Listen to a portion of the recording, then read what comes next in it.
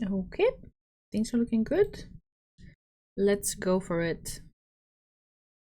So we're having a flashback. Usami, I bet she's placed her faith in me, even now. Hey, Bea. Hi. And yet God damn it. Oh yeah, he needs to push through the physical exertion of climbing 47th floors. Oh god. 次こそ誠意ある回答をもらえるんだろうな。Okay. Did not expect the switch, but alright. Hey, Pancho. After exactly 1 hour, I received another call from the police. I'm well aware that Superintendent Tokita is in a tough position. The government and police force are going to want to retain their firm position on this. And that, of course, means they have no intention of allowing the release of prisoners. That said, it's much too convenient to expect me to release the hostages and surrender without seeing proof that at least some of the prisoners have been released.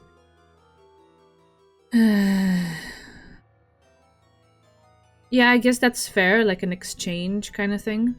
Okay. The government probably figures that all they need to do is fire enough cops to correspond to the number of casualties, and everything will turn out fine. However, Superintendent Tokita's next words completely overturned my expectations. Ooh, okay. 君の要求を政府は部分的に飲むと決定が下った。 Some of the demands. Ooh, that's one heavy keyword there, some. I laughed through my 交 nose. 渉人にはフェイクという戦術があるそうだな。にわかには信じがたいだろう。しかしこれは事実だ。我々は人命尊重の観点から君たち武装グループの要求を条件付きで認めることにした。 It took nearly 5 hours less than I thought it would. Honestly, I wasn't sure how probable the odds were of the government accepting my demands until I actually put it into action. Well, you haven't heard the conditions just yet, so, like, I wouldn't party, but right. It just goes to show you how valuable Imagawa's life is. Or perhaps it's a trap. 条件とは？まず君が指名したすべての人間を釈放することは認められない。 Very 特に good. 国内過激派の主角、過去に政府転覆を企てた。 Okay. He then went on to list the names I had prepared as dummies, one by one. I didn't care about any of those people to begin with. I only included them because I figured they could work as leverage in my negotiations with the ふ police. ざけた条件だな。 To be truthful, I wanted to give the green light right away, but if I jumped at the offer, they would find that suspicious. I should pretend to be angry, but also show a willingness for compromise. ということは、筧陽介、南田公恵、鮫島俊勝の3名だ。ふざけるな。たったの3人だと。 As expected, my father made the list. After all, though there was a time he was rumored to be part of an extremist faction, he's not the real deal. In reality, he's just a good-natured death row inmate with absolutely no political ideals. これでも最大限の譲歩だとは思わないか？ Indeed, I do. It's fantastic. 断れば武力解決も辞さないというわけだな。 Yeah, he does, but he just can't let that show. I get it. 最大限の譲歩と言っただろう。これがいかに常識を逸脱した決断か察してもらえないだろうか。 I gave the nod for the time 回 being. 答は後回しにして他の条件を聞こう。無論人質の解放、封鎖区域でのボートの沈静化、そして我々の投降というわけだな。 If we were judged according to Japanese law, it would without a doubt result in the death penalty. では、囚人の身柄についてだが。 I gave details on how the prisoners should be escorted out of the country. They are to be airlifted to Komura, near the Japanese coast, and then shipped to North Korea by sea. It's rather similar to my arms smuggling route. I've arranged for a comrade of mine to pick up my dad after the ship gets out of Japanese waters. 了解した。それではこの取引は成立したと考えていいのかな？ 5分後にかけ直す。 I then hung up the phone. In any case, the answer I will give in 5 minutes has already been decided. I couldn't suppress my emotions. I won. It was a grand sense of fulfillment. Father, among all of that chaos and destruction and death, to feel the sense that you won. You gotta be a particular kind of person, I guess, to feel that. Oh, yeah. Oh, we're back here. She's hanging by a thread. Literally and figuratively. Just as Haru had predicted, the cable had ruthlessly snapped. The only thing at her feet now is a single bar. The number of cables supporting her weight had dwindled down to 2, and they groaned incessantly under the stress. Haru had to balance herself constantly, as if she were part of some deathly circus. That alone was a great difficulty. It was only compounded each time the gondola, or rather, what was left of it, shook wildly. The wind played pranks on her as she tried to straighten herself up. She was out of time. The cables wouldn't hold much longer. The sounds they made as they lay on the verge of snapping were like the shrieks of the Reaper. Haru called his name in fragmented breaths. There was no sign of anyone on the other side of the window. The only thing visible there was her reflection, pale from fear. She gritted her teeth and withstood the fear as long as she could, but there was no sign that her circumstances would improve. It was so cold. Snow began to fall once more. In this situation, even the nearly weightless snow was a highly unwelcome guest to this platform. God, what should I do? She could literally hear her heart pounding. Her legs started to rattle. Courage, the very defining trait of a hero, gradually started to diffuse away from her into the vast depths below. She timidly looked upwards. 2 cables. They played the role of Haru's lifeline.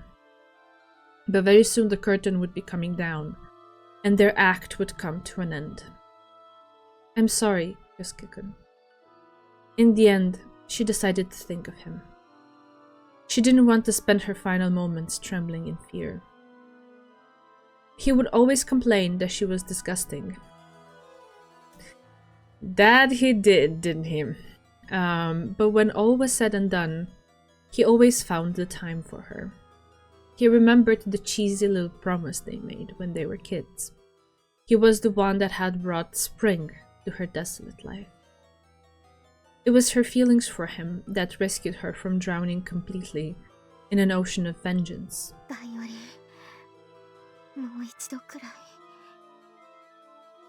She wanted to play for his sake, if not hers. Oof. Then the moment of truth suddenly visited upon her. Her feet felt no pressure. Her heart leapt from her throat. Her blood began to flow backwards. She let out a pathetic scream. She reached for the window in a last stubborn attempt. It was in vain. The glass was just too smooth. She shut her eyes in despair. Suddenly, the sound of glass breaking interrupted the darkness. Good, so he did come to save me, only he was too late. Haru was already in midair. Oh gosh. Gravity had invited her into death's maw. Her consciousness became intermittent and eventually cut off. At the very end, she thought she heard Kyosuke screaming. Maybe he managed to grab her, but she didn't realize because of, like, you know, the shock and panic and stuff. Rip for real? I don't believe it. I don't believe it for 1 second. The idea that she had caused that scream left her final moments filled with regret. Only they weren't her final moments, right? Right?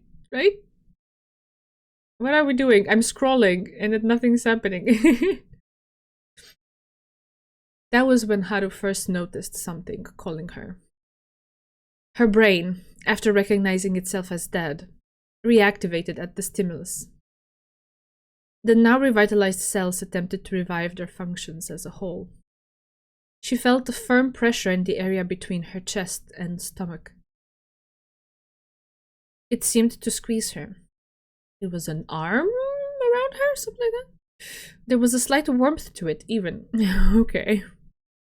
Its strength was bestial, and the whole sensation seemed to be a proclamation that whatever force had gripped her would not release its quarry.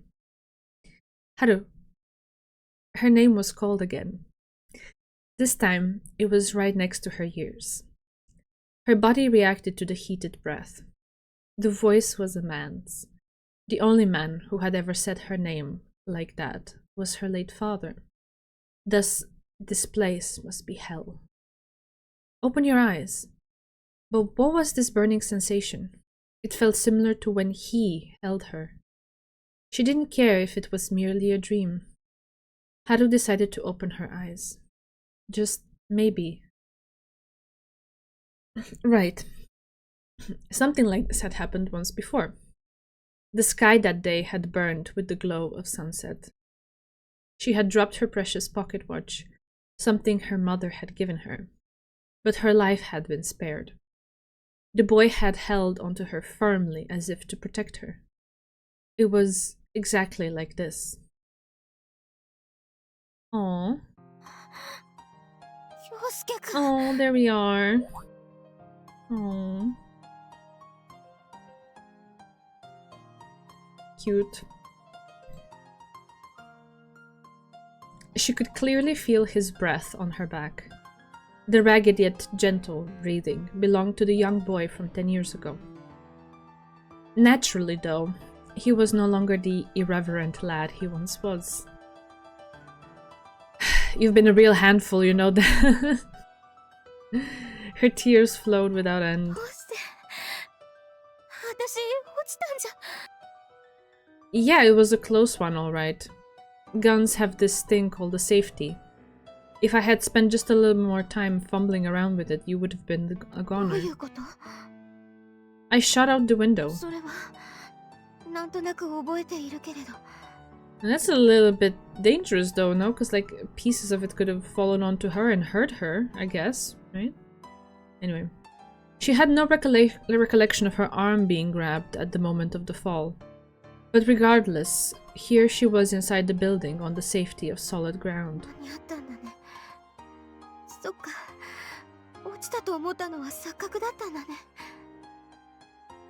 That was no hallucination. You really did come falling down. He isn't at the 47th floor, is he? Or something like that, right? Come falling down? Kyosuke went on to explain. Yeah, there we go. This is the 46th floor. I couldn't go any higher because of the fire shutter, so I decided I'd stay here and look around the building for the gondola you were on. You following me? Oh my god. Oh, my stomach is in such a knot. Just trying to picture how that went. Oh, I don't like heights. I don't like heights. Her head was still a little foggy. The droning of his voice seemed to envelop her in a sort of sugary sensation. Okay, what the heck is this? What is this sentence?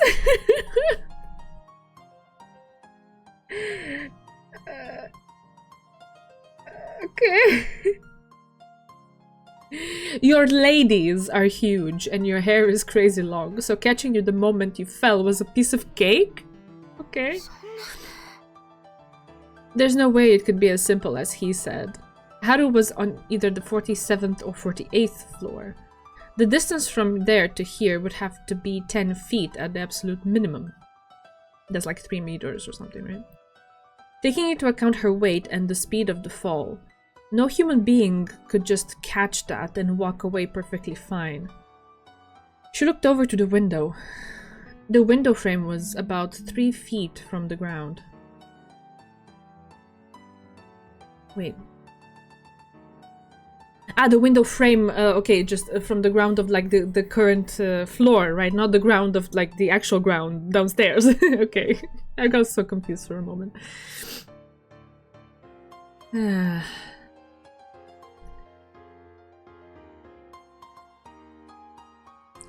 He must have braced his lower body against that space. Otherwise, he would have gone tumbling over the edge along with her. You hung on to the bitter end, huh? You were sticking to that window like a frog. He chuckled. Right, he was able to catch her because she had fallen so close to the window. Okay, now I also understand why him shooting the window was alright, because I guess she hadn't fallen yet, and he just made a hole in it and then caught her, something like that. Okay. You don't need to thank me. Just then she felt the strength leave Kyosuke's arms. He had expended the last of his energy. One look at his soot-stained clothes and slashed fingers, was enough to tell the story of the hardships he must have faced. Really, you don't... No, his voice grew weaker. Just... Let me hear your violin one more. Probably one more time, but yeah. Kyosuke went still after that. He was still breathing, he just lost consciousness. Haru began to squirm. But on the other hand, she thought it might be nice to stay like this a little longer. How wonderful would it be to just forget everything else and fall asleep like this? Just a little longer, she thought. She would lie just a little longer in the arms of the man who nearly threw his life away to save her.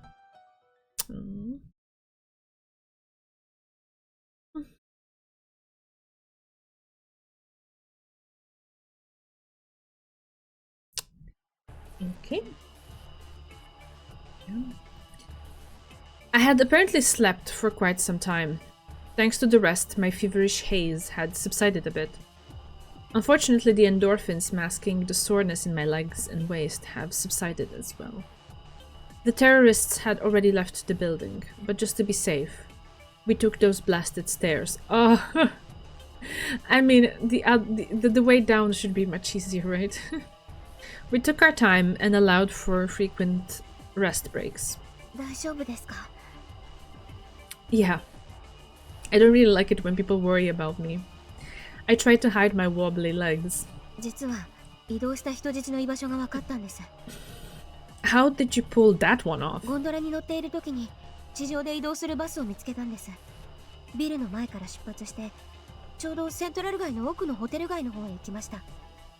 You were able to follow it from up there?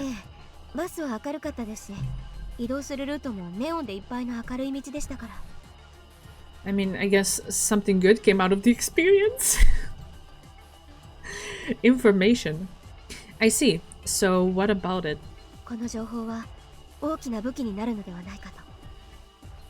I nodded after a second of confusion. Yeah, I follow you.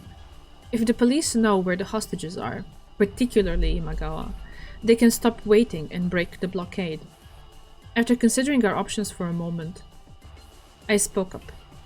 Let's get closer and check it out. Well, at least we would have a solid direction. I'd say it beats wandering around searching for an exit that we don't even know exists. And I can't lie. Backing out after coming this far would leave a bad taste in my mouth. The animal inside me howled, urging me to slay the one who felled the beast. The one who felled the beast being Gonzo. Got it. For a moment I was like, what does this mean? Supporting each other with our shoulders, Sami and I head for Central Boulevard.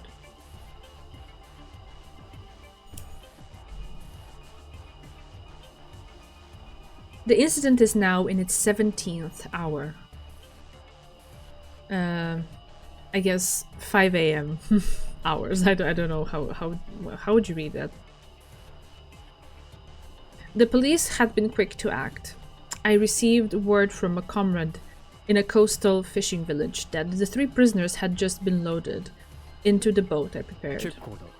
鮫島利勝以外の2名は警察との取引に使ってもいいし、邪魔ならば海に突き落としても構わん。Ooh, savage. Alright then, my victory has been assured. I'd say that takes care of everything but Kyosuke. せいぜい頑張ってほしいものだな。Don't disappoint me now, little brother. My other half.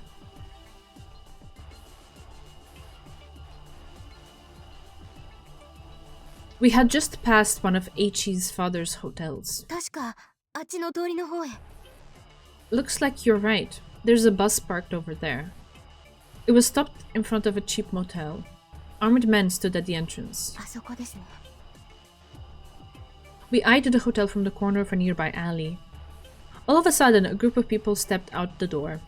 They all wore suits. They must be the hostages from Sano. I sighed in relief upon seeing that Iwai was among them. They were lining up and boarding the bus. There was no sign of Imagawa among them. 浅井さん、これではっきりしましたね。 Yeah, Imagawa's still in that hotel.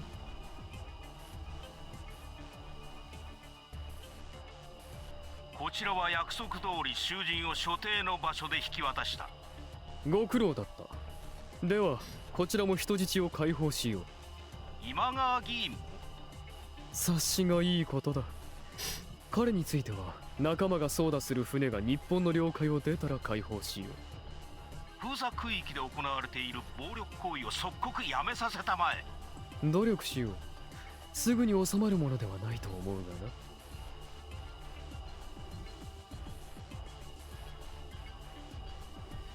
さて、肝心の君たちの投稿についてだが。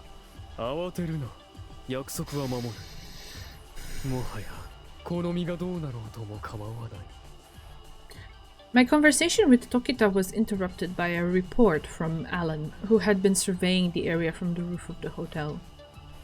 I chuckled. Victory was mine. No one can stop my father's ship now. Now, let's finish this.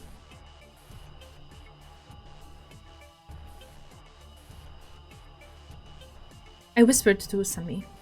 The problem will be getting the police to believe us. ええ、もう少し明るければ、写メでも撮ってやるところなんですが。 Do you think we could get any closer? The bus the hostages are boarding is pretty bright. The lights inside were shining brightly enough to illuminate the surroundings. 確かに明かりが取れそうですね。 How about we pretend to be a pair of rioters and casually walk by, then secretly take a picture? Ooh, that's so risky. Getting a shot with both the hotel entrance and the hostages in the frame would be plenty enough to prove our claim. We decided upon a course of action and set out nervously toward the bus. Stress. 時田警視正、少し待て。I abruptly hang up the phone. I dash out the hotel entrance. I pull a gun from my suit and shove my way through the line of hostages boarding the bus. Usami. She had fallen from the roof. I never imagined she would live to fight again and show up here of all places. Oh dear lord! Instant recognition and reaction to it. I guess it's the long hair makes her stick out. Nonetheless, she and Kyosuke were casually strolling down the middle of the street. Oh hey, thank you so much for the sub. Thank you.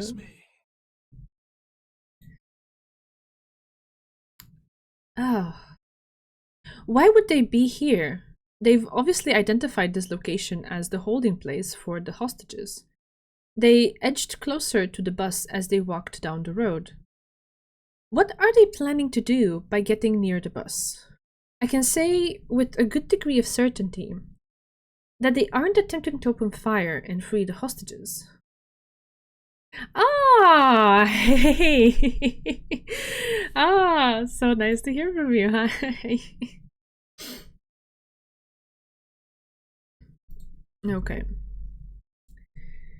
Something in Kyosuke's right hand flashed momentarily. A camera. So they intend to call the police, do they? I calmly opened fire. Oh, great. Oh, great.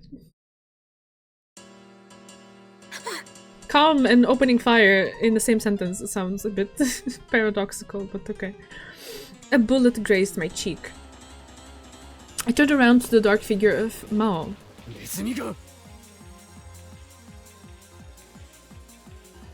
Usami and I dashed off in tandem.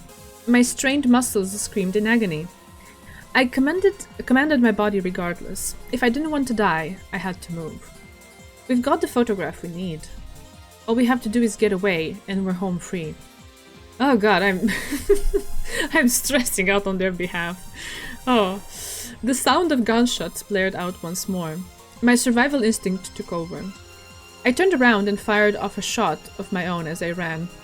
Oh yeah, the music too. The music is like heightening the intensity. Okay.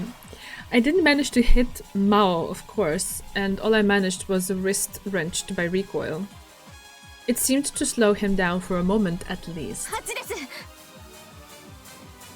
We ran into a narrow alley. I followed the sound of gunfire into a narrow alley. Usami and Kyosuke had escaped into a blind alley, yet they were nowhere to be seen. I have to make sure I carefully follow which perspective we're coming from, because it keeps shifting and I get confused. Like when they cut to the image of the building in the background with the snow and like things on fire and so on, because before it had been used for Mao, but now it was being used for Kyosuke's thoughts. For a moment I got confused and was like, wait, who are we following now? Oh, alright. 3 doors littered the alley's right wall, each appearing to be the rear entrance to a pub or similar joint. The left wall had a single door. It looked to belong to a storage room of some sort. Intended, yeah, absolutely. Like, the game really likes, or like the novel likes playing games with us in a meta way, just like the characters are playing games with each other, or Mao is playing games with the other characters. Yeah, I feel it, I feel it. Okay, now, where have they run off to? It's got to be one of the doors on the right. If they had chosen the left door, they would have ended up trapped and cornered. Pubs have front entrances, after all. Storage rooms are dead-end. The only unknown here is which of the 3 is the correct door. Ooh, pick the right door! Oh god. Is this The Price is Right or what? My best bet is probably the door closest to the alley entrance. If one was running in a panic, one wouldn't have the luxury of choosing one of the farther doors. Or maybe that's what they want you to think. I reached for the doorknob of the first door. It was locked. Did they lock it from the inside, or was it locked to begin with? Wait a minute. I noticed something peculiar about the farthest door. The keyhole had been shot through. I had heard a gunshot before arriving at this alley. This must be the one. I pushed the door open. I ducked and held my weapon at the ready, just in case they were planning an ambush. They're not here. It was just a dark pub. Was I wrong? The chairs were in disarray and the tableware had all been cracked and broken. I screwed up. The interior was too disheveled to be the work of 2 people in the middle of a frantic escape. The lock had probably been shot through by a few rioting children looking for a good time. I'd say that means the gunshot I heard was just a diversion. Just then, I saw something move out of the corner of my eye. The door on the left-hand side of the alley, the one leading to the storage room, slowly opened. The muzzle of a gun slowly pointed in my direction. I immediately went prone to avoid the bullet. As the bullet ricocheted off the floor with a high-pitched clang, I took out my transceiver and called for backup. The devil must be on Usami and Kyosuke's side today. It's been fun, but my will is unshakable. Even if you call the police at this point, you will accomplish nothing. I gave Alan the word. Oh no, the word for what? Oh no.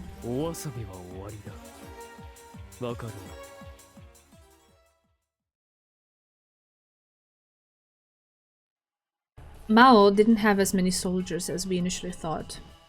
We managed to shake off our pursuers and reach the center of Central Boulevard. Usami panted heavily. お怪我は I'm fine, though I feel like I've used an entire life's worth of energy in one day. That's an understatement, I'm sure. Gosh. My legs feel like 2x4s. Seeing as they felt the need to chase us, I guess that nails it. The hostages aren't there.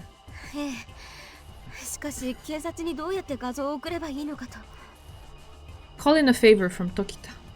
なるほどそういえばユキから2回くらい着信がありましたね電話を受ける暇もなかったわけですが Yeah, you were busy falling off a building. She's the daughter of a police big shot, isn't she? She might be able to convince her father that we aren't a part of the angry mob. Usami whipped out her phone. もしもしユキか私だ無事だそっかニュースで大体のことは分かってるな今川議員の所在をつかんだ今から画像をメールするから何とかしてお父上に取り計らってくれ Still, would the police force even accept a personal call during negotiations?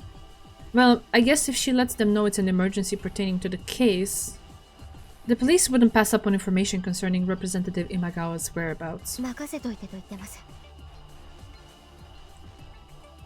I guess all we can do now is trust in Tokita. やはり魔王なのかとも I see. Tokita has met him before, so she can relay what information she has to the police. Naturally, that will lead the police to question her about her relationship with Maou. Give me the phone for a second. I snatched the phone from Usami. Listen, Tokita. 元気その様子じゃ元気じゃないみたいね Well, that's a chirpy voice. I didn't have time for her sarcastic small talk. The mastermind behind this riot is Maou. 今聞いたわニュースでは浅井と名乗っていると言っていたけれど Really? Now. Anyway, we were just attacked by the man himself a minute ago. Maou is definitely the one behind なかっ this. たわ私もこれから知っていることを警察に洗いざらい話すわ How dangerous is that? I thought so. Don't forget the money. You better not spout anything about the school hostage incident. Tokita responded after some hesitation. 承知したわ Ah, okay. I thought there was an issue that her voice wasn't coming. Okay. She hung up. Even if she keeps quiet, though, she won't be getting off easy once they know about her involvement with Maou. She said that Maou had introduced her to a variety of criminals in the past. Tokita likely believes that she herself shouldered some sort of guilt each time he did so. Well, it's a pit she dug for herself. I'm sure she'll find a way to get out of it on her own. I guess the only thing left to do is sit back and pray the police come save us. Fortunately, I have a weapon. Effective or no. It should at least function as a deterrent to the rioting mobs. Is something wrong? She seemed to be mulling over い something. え何かが引っかかりましてね Like what, specifically? いえ漠然としているんですが何かおかしいような Okay. I mean, nothing is right. Everything is upside down, but okay. After a dozen or so minutes, I resumed my negotiations with the police. Mr. Tokita's previously fluent speech suddenly stumbled. 投降してこい今から1時間以内に武装を解除しなんだ何でもない機材のトラブルださてどこまで話したかな Something must have どう happened. した浅井 The image Kyosuke took must have just reached the task おい force. 聞こえているのか It's only a matter of time before their special assault team comes charging in. ああ聞こえている Oh, I'm 安 so 心してくれ scared. 約束通り投降の用意はある Is he just gonna massacre everyone or something like that? I feel like it has to be something more... I don't know. I don't know, something more complex, more like contrived, gamified than that. But okay, let's see what he's gonna do. だが未だに人質は解放されていないが The police have started to take a more forward attitude. That just about confirms my 負 suspicions. 傷者がいるため手間取っていた。今人質を乗せたバスが発進したところだ。 I've won regardless. We're past the point of no return. I've already managed to save father. Having accomplished my lifelong goal, my mind wandered to thoughts of my mother.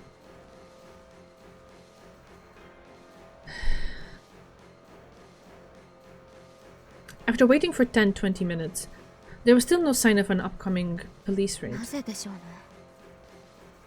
I don't know, but I suppose the most probable reason would be that I don't have a good point of attack. ですね。なんとかしてこちらから作れないものでしょうか。 Usami's eyes told me she was serious.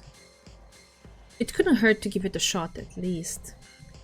The fighting spirit I had cultivated over the past couple days revived once again. As we have just seen, the number of professional soldiers is overwhelmingly few in comparison to the rioting mobs. There must be a weak point in the blockade somewhere. If we could just move one of the trucks blocking the roads. Hey, Usami, do you have Horibe's cell phone number? あ、はい。アイスアリーナの一件で。 With his help, we should be able to do something about the kids protecting the choke points. では、 You bet. If the police aren't going to blow this blockade, then we're just going to have to do it for them and invite them in. I won't let you have your way, Maou. I can understand my brother's sorrow. I failed to protect Mom, so maybe I don't have the right to criticize Samejima Kyohei. However, Maou tried to kill Sami. He toyed with her on multiple occasions. Wouldn't you say that's plenty enough cause for retribution, brother?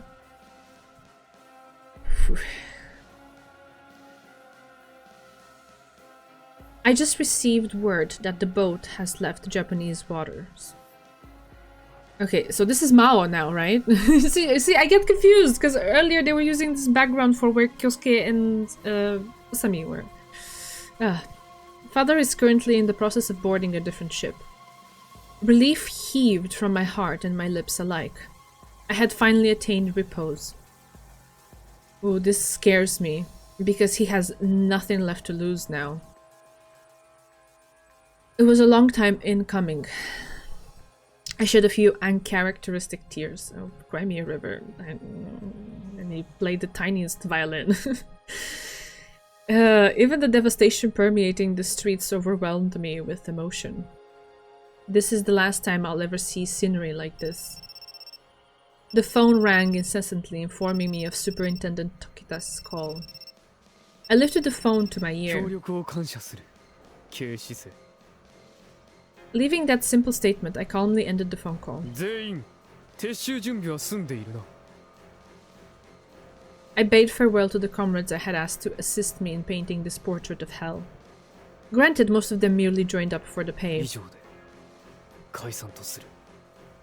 And now, I am alone.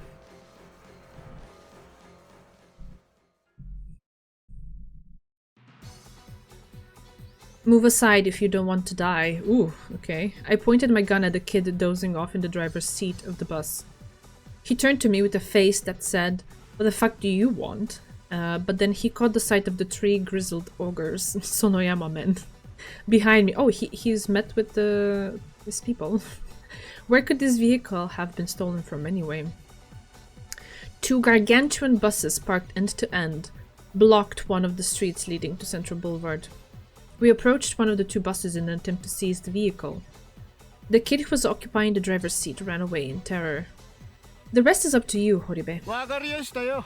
なに、キーがなくても車を動かす方法はあるんですわ。I'm sure he would know. Horibe produced a screwdriver and issued an order to one of the men. I left them to their own, deciding not to be privy to this method of grand theft auto. What's up? She seemed to have something on her mind. いえ、ぞろぞろと人が集まり始めましたよ。 They must have heard the commotion. More boys started to show up one by one. One of the Yakuza guys fired a few warning shots through a window with his submachine gun. You need to open your eyes, I shouted as loud as I could. The police will be here soon. It's all over for us. A murmur ran along the crowd of boys. They might be worn down from all this. They were likely afraid now that they'd come to their senses and witnessed the immeasurable destruction they caused. I decided I'd capitalize on that fear. The police have found where the hostages are being held. They're going to come charging in here any minute. So he's like posing like to be one of them to encourage them to leave? I'll wake them from their foolish dream of creating a nation just for kids. We were just being used. Throw down your weapons. If you don't, you'll be killed by the police. Okay, more submachine gun fire. More than 50 people had gathered by now. Someone among them shouted, "Yeah, he's right." Okay, so he's also kind of turning them against what Mao wanted them to do? I mean, not that he cares anymore anyway, but yeah. It sounded somewhat familiar. Perhaps it belonged to Hashimoto. Or perhaps I merely wanted to believe that. Ooh. Well, that would be interesting character development. The murmurs accelerated into chaos. The crowd had already exceeded 100. It no longer consisted solely of young boys. The middle-aged and elderly had joined them out there. Looks like there were more survivors than I thought. Luckily, not a single member of the rumbling herd was attempting to cause harm upon another. Good, thank God. The rioters were preoccupied with thoughts about saving their own necks. I heard the bus engine fire up behind me. There's no need to stir the crowd any further. The bus scrapes against the building wall as it heads slowly forward. The blockade is breaking. The Sonoyama man driving the bus blared the horn as he drove into the crowd of people. They were no longer a violent mob. It was every man for himself as they rushed toward the outside world. Now's our chance. Help. If we don't want to be caught by the police, I guess, we need to get the hell out of here. Screams and yells weaved together in the pandemonium. A nearby police squad shouted orders via megaphone in an attempt to quell the rushing human tide. Stop. Remain calm. It was futile. Yeah. The crowd continued their advance like a tsunami. The riot police equipped with dura-aluminium shields seemed to be at a loss for how to handle the incoming crowd. I guess since they were neither rioters nor protesters, they weren't sure how to deal with them. The group of refugees included people of all sorts, from young boys to the elderly. Businessmen, yakuza, foreigners, students, a large variety of people had been trapped in Central Boulevard up until now, after all. Among them were men covered in blood and women barely covering themselves with their tattered clothes. That detail will never cease to break my heart. Now that the kids had disarmed themselves, there was no distinguishing between civilians and rioters. I guess that's the point, right? Just let the people go home. It's been a rough night. The officers decided to just take on everyone regardless, but in the end, they were swallowed up in the mob. They frantically requested backup. Another police group appeared shortly thereafter, pushing itself through the waves of people. There seemed to be about 20 of them. Their uniforms and equipment were clearly different from the first group of officers. They wore guns at their sides. They were likely a special assault team or something. The group entered the formation and tore through the crowd. Their trained, nimble movements seemed like a lightning bolt ripping through the stormy sea of people. They paid us absolutely no heed as they made their way to the end of the street in a flash. They seemed to be headed for the cheap motel Usami and I had snapped a picture of. This should spell the end for Maou. I couldn't hear her very well over the incessant tumult. The phone? For me? Who would want to talk to me in this situation? I made my way out of the crowd. Who is 出 it? てみればわかるかと。 My heart is so tiny right now. She wore a rather grim expression. I took the phone from Usami with some hesitation. Hello? The voice on the other end left me agape. 京介か。 Of course. I lost all words. Likewise, the clamor around me suddenly seemed to disappear. 京介。驚いているだろうな。 What do you want? Maou responded in a calm voice, one unlike any that he had used before. 最後に少し話がしたくてな。 Huh? I felt a lump forming in my throat. 父さんはついに釈放された。だからもう思い残すことはない。 If you can call that free. What? I had no idea. The police accepted Mao's demands, and それだけだ。 that's all. I had no idea how to interpret my current feelings. I saw the image of my loving brother superimposed onto my hatred of Mao, and my heart became a jumbled mess. You're not planning to die, are you? Mao didn't answer. And that was all the answer I needed. It was obvious now that I think about it. I mean, he was able to occupy Central Boulevard, sure, but what exactly was his escape plan? I guess there was no escape plan, or that's at least what he wants you to think. The scale might be huge, but in the end he had holed himself up. You've planned on dying all along. せんないことだ。 That was when, for the very first time, I bore witness to the extent of Mao's resolve. His entire life, he had been on his own. On his own, he challenged the country. On his own, he won. But the price he paid was his very life. But you've committed many serious crimes. 分かっている。 You've deceived and killed a large number of people. 分かっている。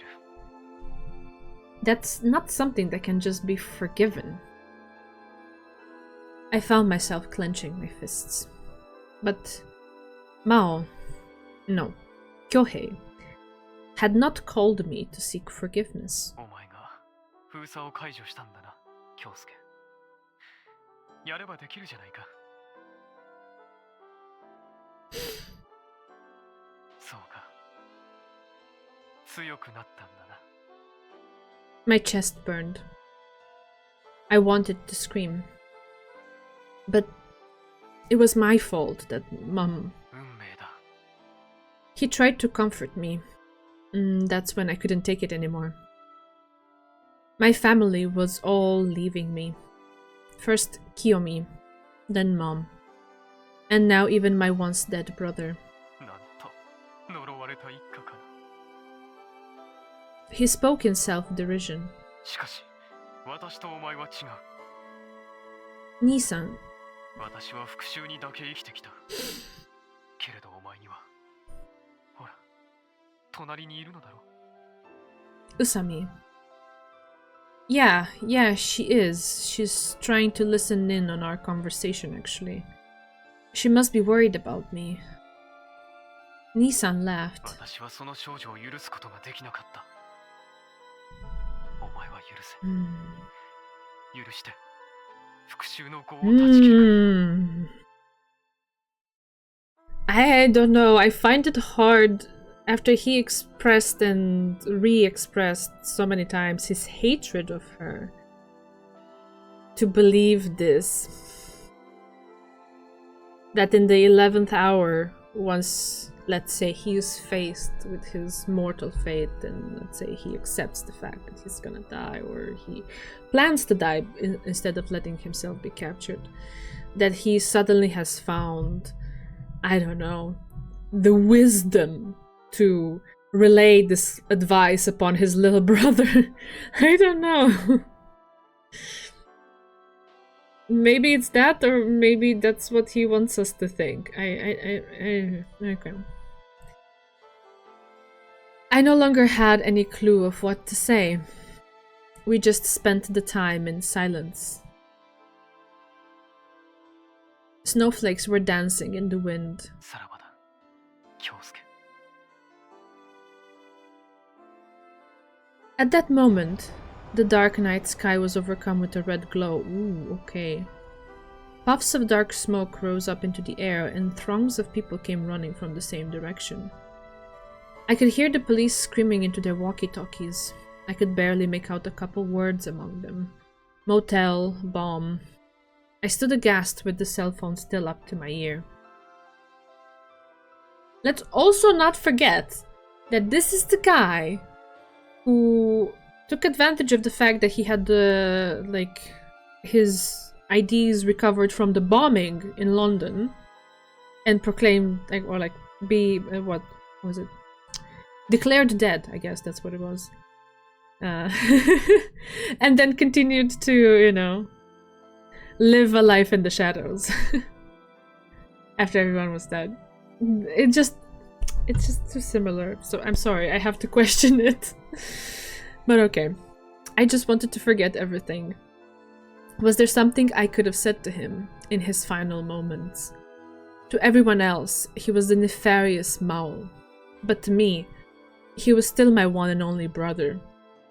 Yeah, what if he's counting on, like, pulling on your heartstrings and convincing you of this too? I'm determined to never be trolled again. Maybe. But I mean, that's what the novel has kind of like indoctrinated me into. Question everything, don't believe it. I to the very bitter end I had questioned Gonzo's death because I couldn't piece it together. And then the novel like explained it in a way that like, okay, I guess I could accept it. I still have a little shred of doubt because we were never actually shown his funeral or anything, but I guess we were shown that he was actually injured and it seemed quite fatal. But still, there's just a little tiny shred inside me that's like, yeah. Anyway, I'm kidding. Nissan. I pushed the redial button on the cell phone. I was in a daze. Naturally, the call wasn't going to reach him. Regardless, I tried over and over. A long-haired girl grabbed onto my arm. Masai-san. Her words were brief but harsh. 騙されてはいけません。 Oh, there we go! Thank you! Thank you, Haru. Because I do begin to question myself and my sanity, you know, sometimes. Usami's eyes gorged on enmity.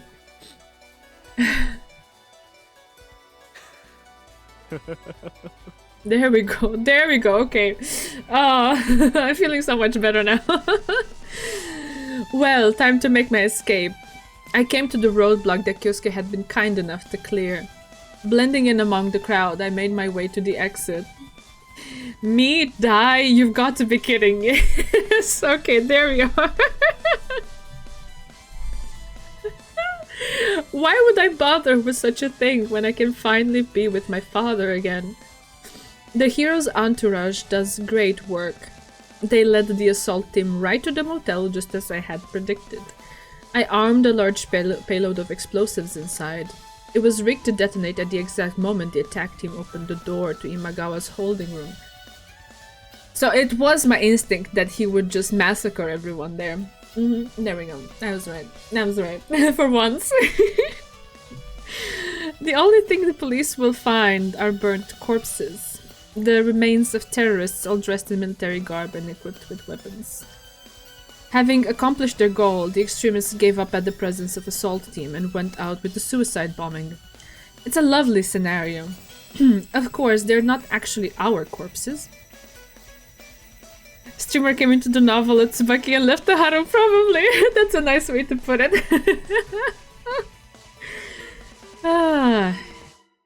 Yes, they belong to the Sano employees. Yes, yes. Okay, there it is. So this was the play. Okay. Got it. That's why we went out of our way to take an equal number of male hostages to our own numbers, and why we killed off the women first. It's always the women that get the worst part, isn't it? We did have them get on the bus, but soon after had them come right back inside.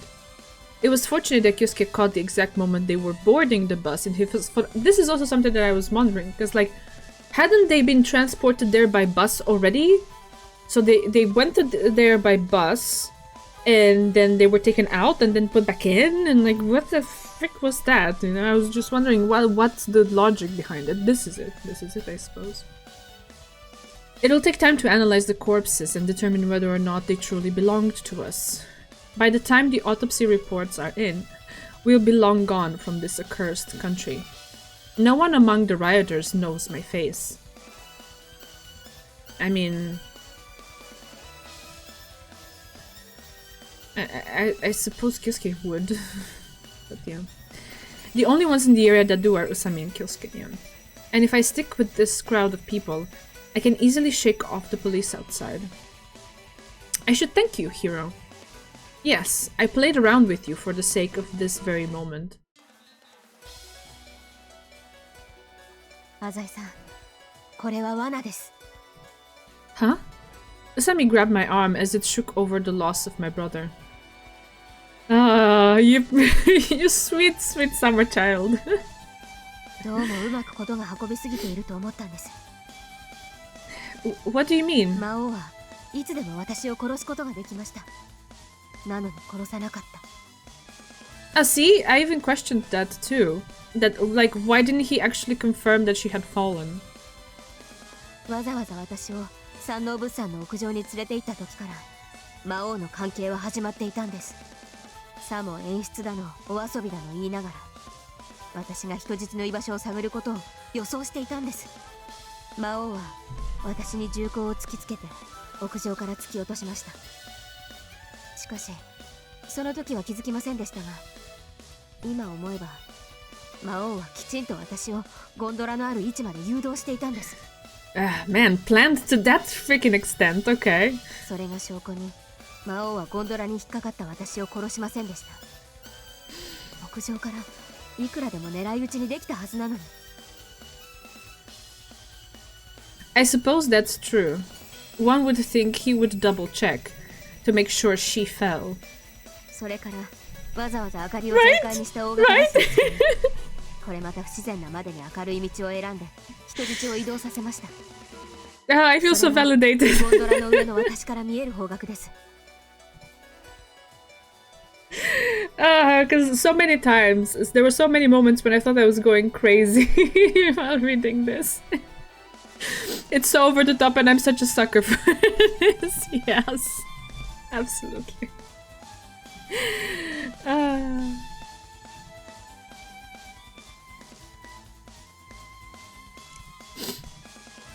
That's right. That sounds way too convenient to be true. So you were being used. おそらく私が助かることまでは予想してなかったでしょう。けれど携帯電話で人質の居場所を浅井さんに伝えるぐらいはできると考えたはずです。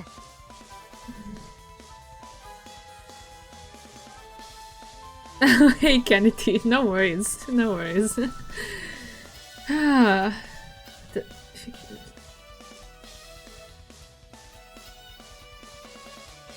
次にあのホテルで写真を撮った時です。 Oh, and he shot at them, but I guess he only pretended to shoot at them. He wanted them to get away with it. Yeah. な Yeah. ぜ魔王はもっと必死に追ってこなかったのでしょうか。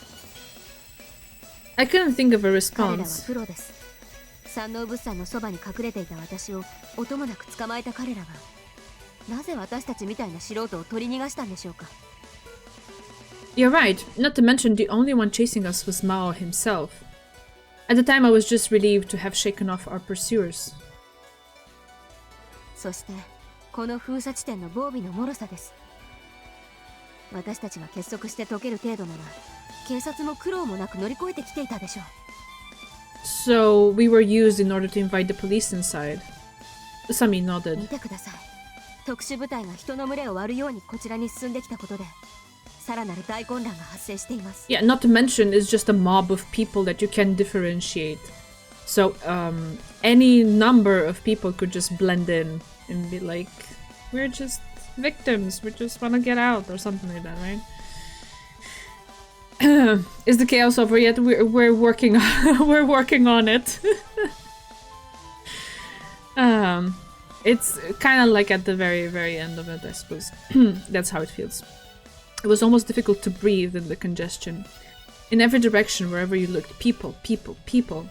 Riot police, businesswomen, senior citizens, officers, young boys, exotic dancers, stampeding herds of people were everywhere.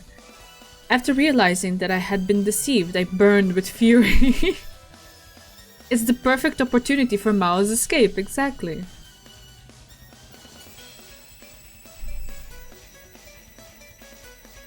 The biggest point of concern for me was the timing. I didn't want to lead the police into the motel until after negotiations had succeeded. If the police had taken longer to release father, then I would have needed to delay Kyosuke's actions.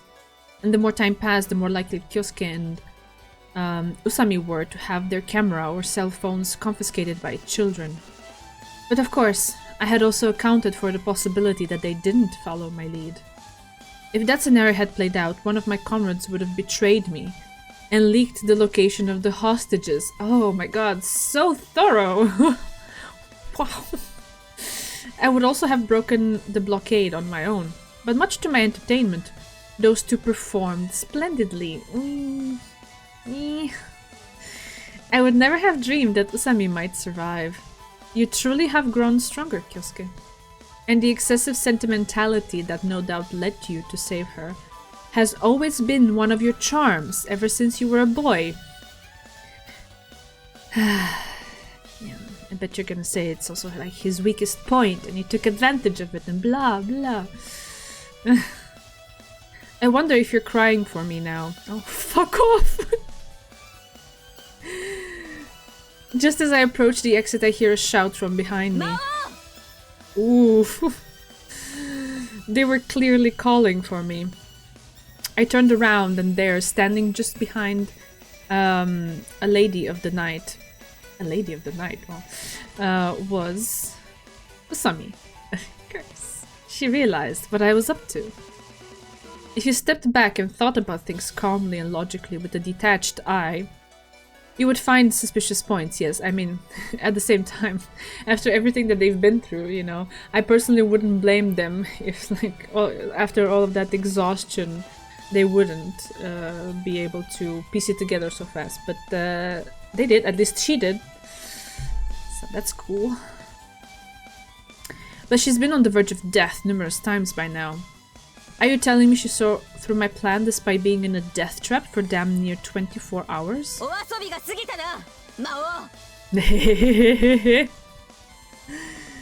Yeah, I guess so. If Kyosuke's... how did he put it? How did he say it? Wait. His excessive sentimentality is his charm, and I guess he's implying here weakness. Then his propensity to play games and put together elaborate ruses is his own.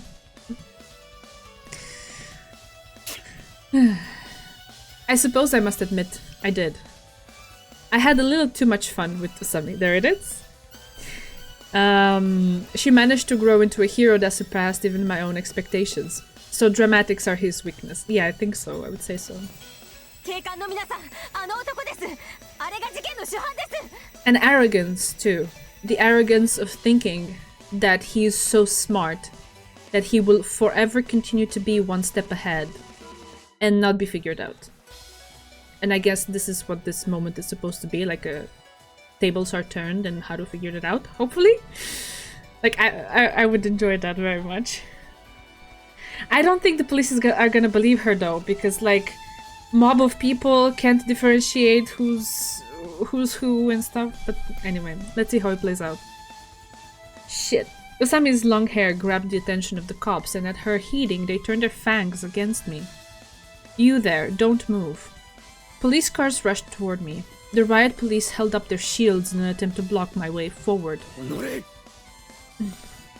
Did I lose sight of the big picture by adhering too tightly to my plans? Rather than continue toward the exit, I doubled back and searched for another means of escape. Yeah, that's also another thing. Adhering to plans is like believing firmly that people are like chess pieces and they will behave exactly how you expect them to. And there will never be a scenario where something turns around and it doesn't play out the way you had foreseen it, right?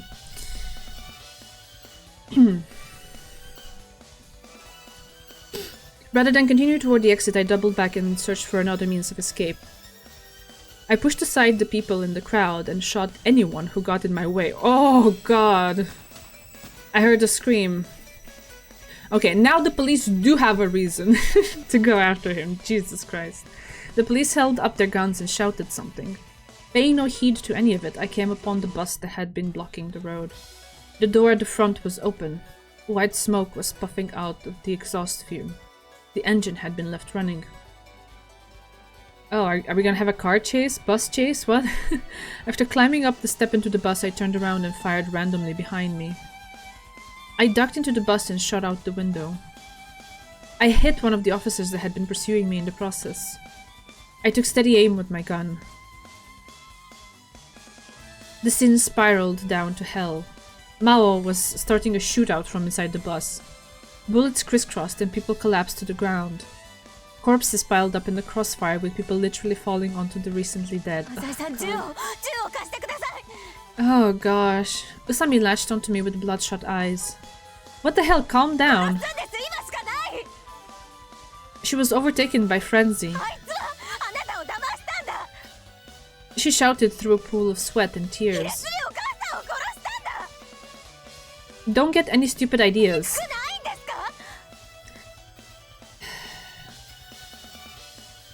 I feel her, but at the same time, if you do that, are you not damning your own life, you know? Like... And also, if the police can't manage to contain him, how can you two, after like all of the effort and panic and exhaustion that we've been put through? I don't know. Yeah, I do. He tried to trick me from beginning to end. But there's nothing you can do in this situation. The police have already gotten near the bus. They have him cornered and have shot out the tires. But I don't think that bus would be going anywhere, regardless. The road was littered with people like an orgy from hell. She must have been possessed by the vengeful spirits of the dead. I totally feel her feelings, though. I feel it in my bones. And because I like her, it hurts a lot. But... following in his footsteps is not the thing to do, I would say. Usami was unrelenting in her advance. Usami stopped. She was getting too close to the bus. Maou started moving toward our side of the bus, the rear. The terrorist's silhouette was visible in the emergency exit. Run! You idiot! The police were unable to shoot out of fear of hitting us. Looks like they were having trouble getting a complete encirclement of the bus thanks to the surrounding bedlam. Next villain, Usami. Hopefully not. She's just, yeah, she's overcome by a lot of emotions right now. I understand.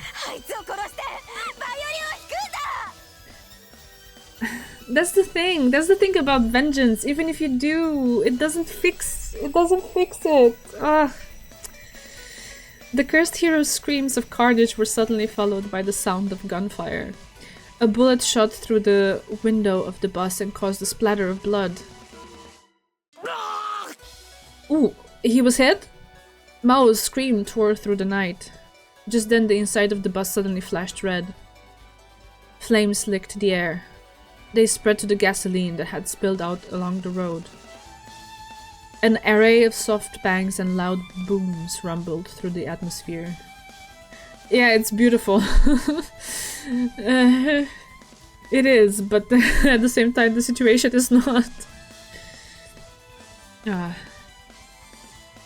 let's have a look. Yeah. Was he carrying explosives on his person only to have them accidentally ignite? Nearby buildings and trees were caught in the conflagration and further fueled its raging. The police gave out orders for everyone to retreat to safety, making no attempt to quell this tragedy. The vehicle was enveloped in flames. Yeah, it does. They did a good job on these. And these and like some of the others earlier ones. Really good job. Particularly the one of him catching her from falling. That was like... You could feel the... I'm gonna hold you so tightly that you don't have to go anywhere anymore and stuff like that, yeah. Maou cried out in the throes of death. I watched as he made it out of the bus. He collapsed to the ground in a ball of flame. Even still, Maou maintained his grip on his gun. His tenacity was otherworldly. The flames transfigured him into a demon as he slowly rose to his feet and started walking toward us. Yeah, that's what again, I'm thinking. We need to know for sure that it's him! However, he didn't make but a few steps before sinking to the ground. Come on, Usami, let's get the hell out of here. We ran. I took Usami by the arm and charged through the crowds of people. We were surrounded by a menagerie of voices. Officers' shouts, women's screams, explosions, earth-shaking, stampeding footsteps. The sirens of fire engines. As we were passing a police car, I overheard them say something over the radio. We have confirmed the death of the suspect. Have you though? Are you sure it's him? Ah.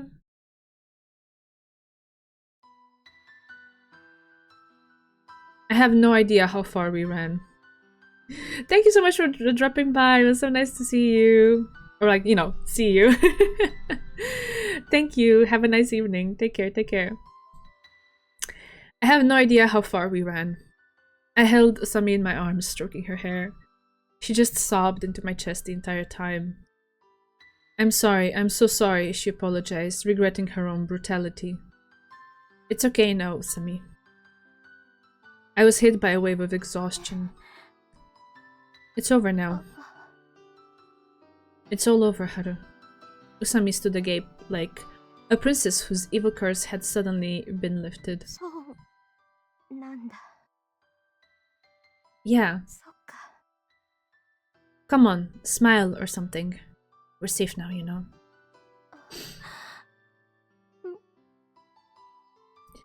However, her expression showed no sign of brightening. She burst out in a wail, making no effort to wipe her tears. The snow on her eyelids accentuated this portrait of sorrow. Come on, Haru, let's go. I brought her more strongly into my embrace and took on all her tears. Let's go home and listen to some classical music.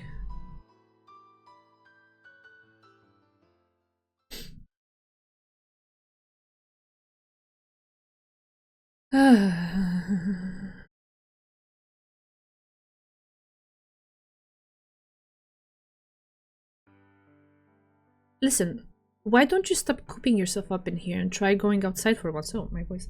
Sorry. 浅井さんだって昨日は一日中寝てたじゃないですか。病院行けって言ったのに。Oh, shut up. いや。Ever since that day, Usami has spent most of her time at my place. すいませんね。すっかり彼女面しちゃって。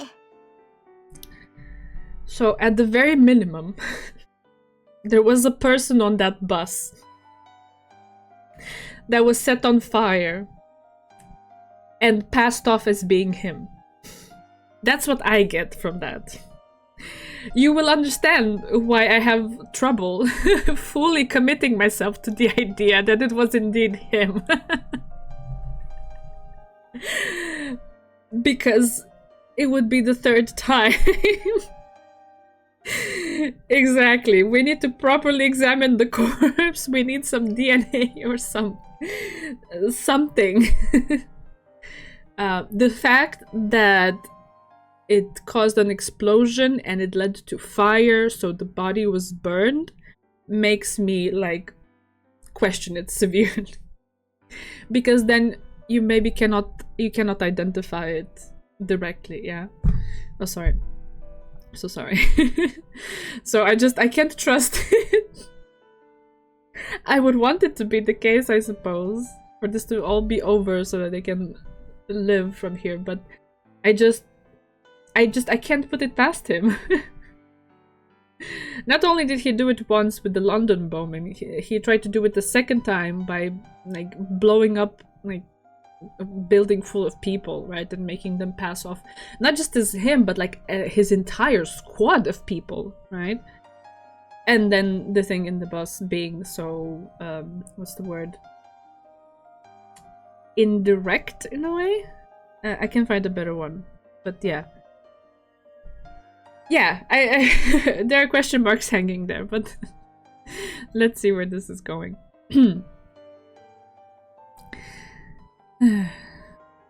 Go make some food. Hi. Usami skipped off into the kitchen. I turned on the TV. Pretty much every single channel was reporting on the blockade incident. The large-scale blockade, which began with the abduction of Imagawa Tsuneo, a member of the National Diet, officially came to an end 2 days ago at approximately 7 a.m. Mr. Imagawa, along with a dozen of other hostages, were killed in the incident. The police detained all the people in the area. Ordinary civilians were released shortly thereafter. The injured were transported to hospitals, and juveniles suspected to have participated in the violence on Central Boulevard were brought in for questioning. Those of obvious guilt were immediately taken under arrest.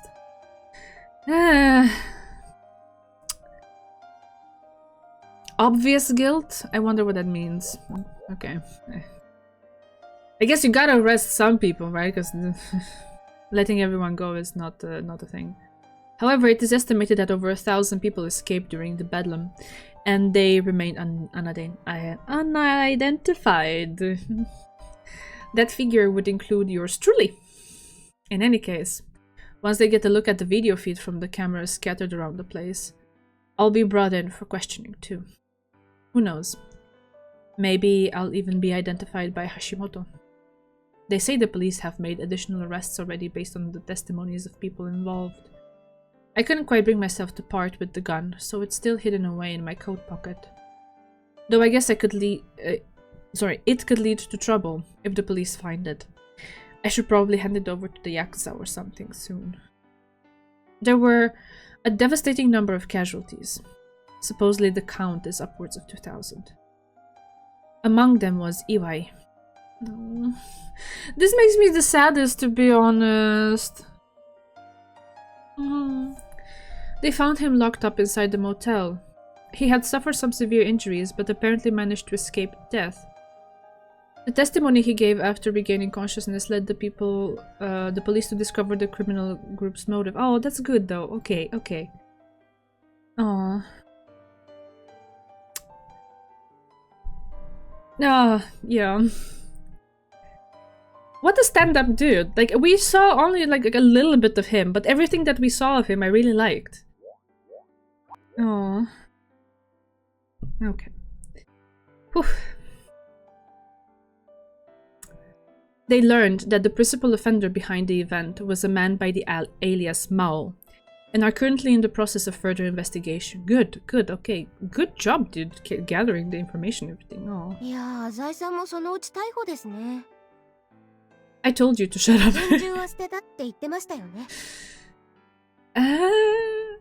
Yeah, about that. I lied.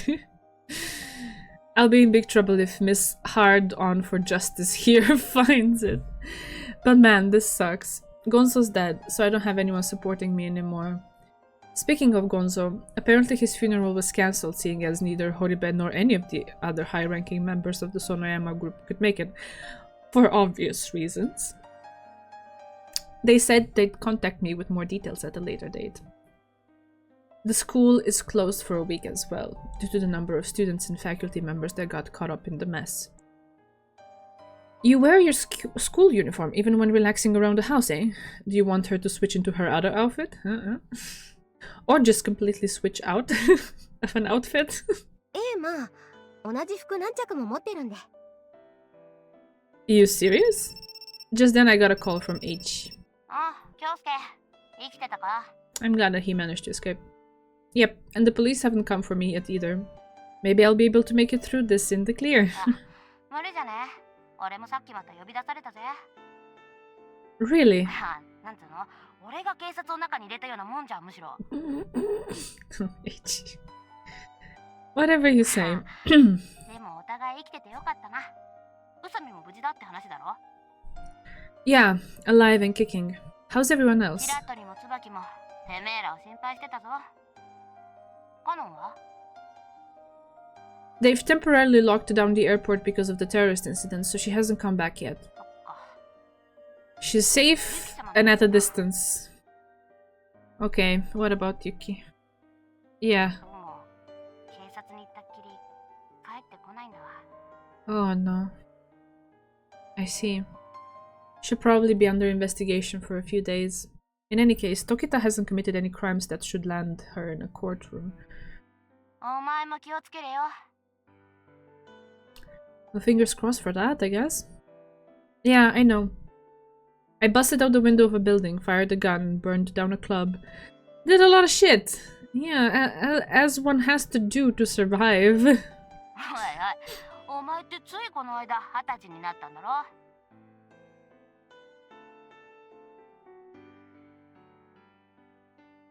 Wait, what?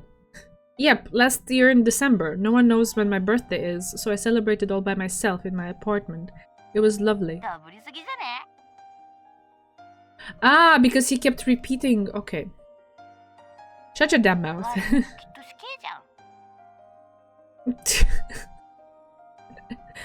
But it's all peachy if they don't. If you don't get caught, it's not a crime. Oh, the logic. I don't want to be called an asshole by you, but whatever. Sure, have fun with that. It was snowing outside. What? Jeez, quit making such a fuss. Ah, oh really, is it? Huh. I don't believe it is, actually. Wait, what? What exactly are you up to?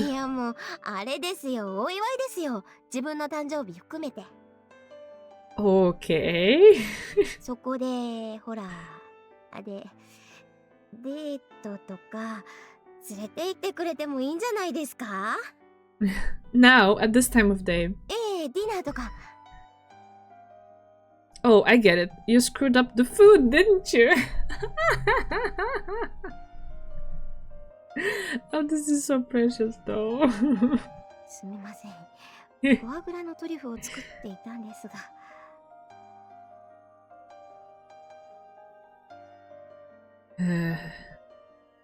I'm not entirely sure how you make that. It's either something super complicated or... How do you make that? I have no idea. I'm not into foie gras. But like, wouldn't that just come pre-made and like you just eat it as it is? Like, are you making it from scratch? Or I don't get it. Okay, but okay. What in the holy hell? You're poor and you can't even cook for yourself? Oof. Freaking bean sprouts? I hear they are very nutritious though. Just fry some toast. Yeah. That's a tough one. I mean, we can't go to Central Boulevard, so obviously. Whatever, I guess. Yeah, I've had it too quite a bit in my life, but it's not the healthiest thing in the world.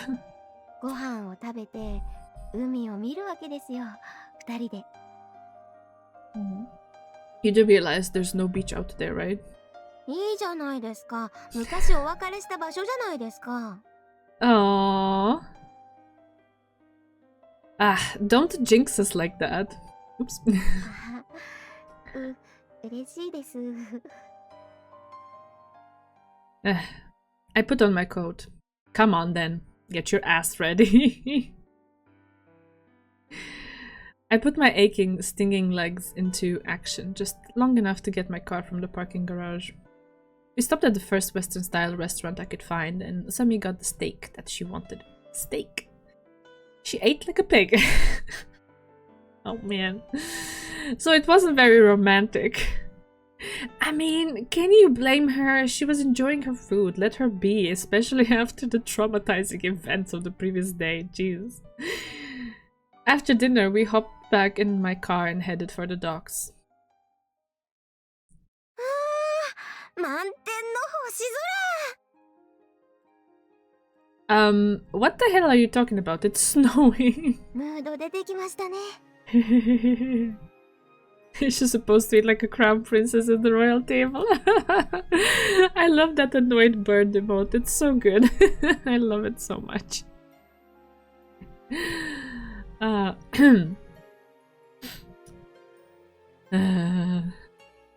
Well, try harder. 浅井さん。 She leaned up against me. Let me guess, you're freezing. バレましたか。 Hold the girl, warm her up. Jeez, dude. Fine, whatever. I'll buy you a coat or something next time we're out. 本当ですか？ Don't get me wrong, I'm only doing it because it's embarrassing to be walking together like this. ああ、それは Oh, 真面目にすいません。 That was just a joke. Okay. そ She stammered. 浅井さんのお父さんはどうなりましたか？ The Japanese government are requesting that he be extradited as a fugitive, but whatever country he's in right now is being uncooperative. They're saying the terrorist incident has nothing to do with them. In fact, the government isn't even sure if they're negotiating with the right country. They lost track of the boat after it left Japanese waters. Yeah, that's most likely like a what's the word? A futile attempt. That's what it is. On one of the first days with my now boyfriend, he lent me his hoodie and immediately went to clothes stores to buy one for himself because he was cold now too. That was so funny. Oh, so cute. Oh, that's adorable. き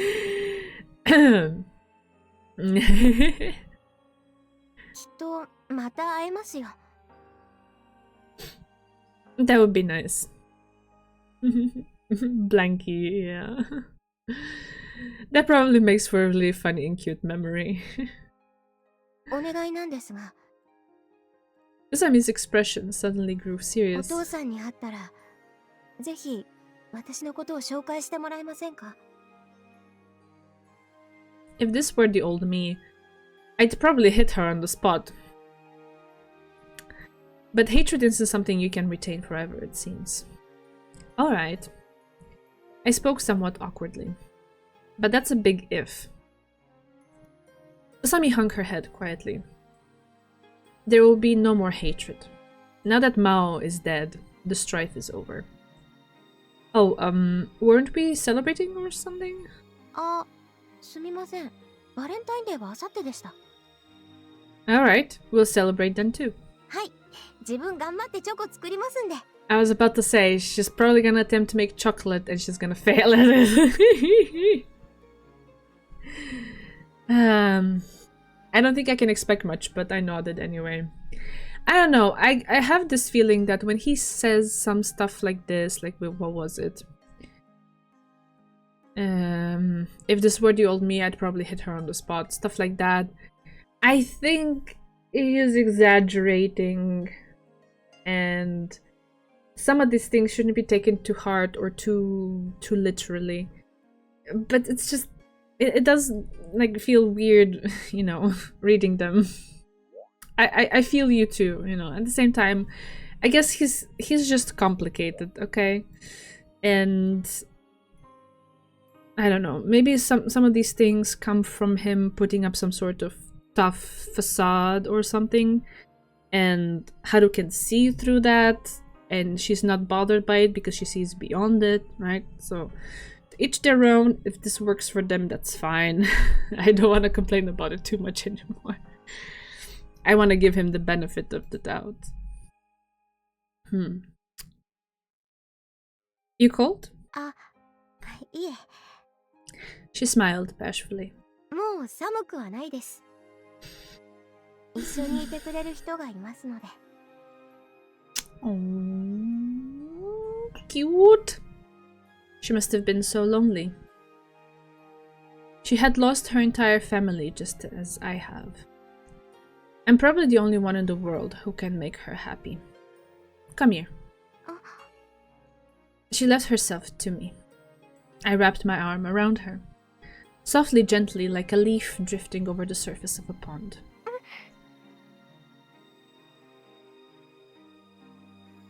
Okay, that's pretty.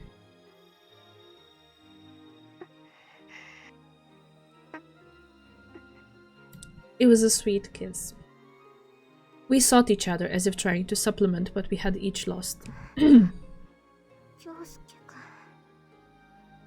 Her choked whispers floated to my ears. Aww. I answered her by strangling my embrace. I wanted to tell the little girl I had once made a promise with that I would never again let her go. My lips passed that message on to Haru. The snow dancing down from the sky fell to the ground and melted, along with the devil on Haru's violin G-string. Okay, that's nice. That's poetic. Nice. I like how this was written. Cute. Maybe this is its romantic CG happy ending. I think there should be an epilogue after this. Okay. We'll let this play.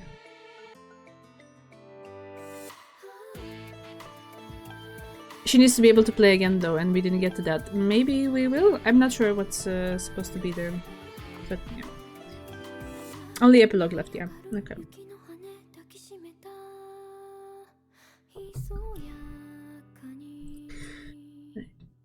I'll let the credits play. The song is cute too. Maybe it's a bishop's.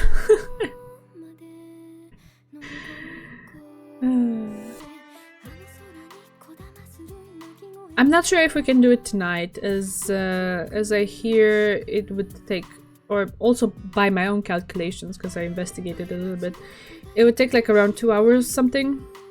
So yeah, we'll have to do one extra stream, I think.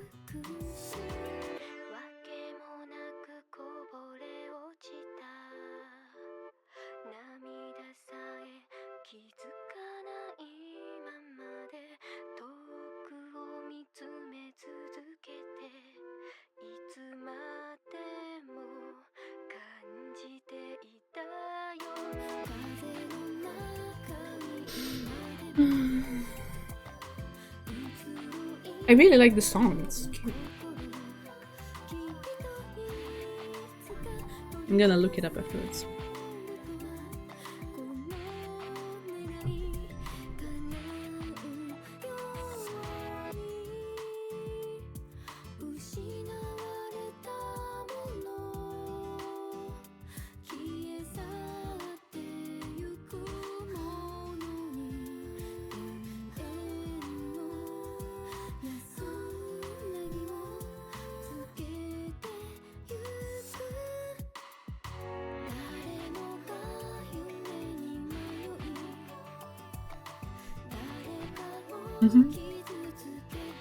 Perfect emote.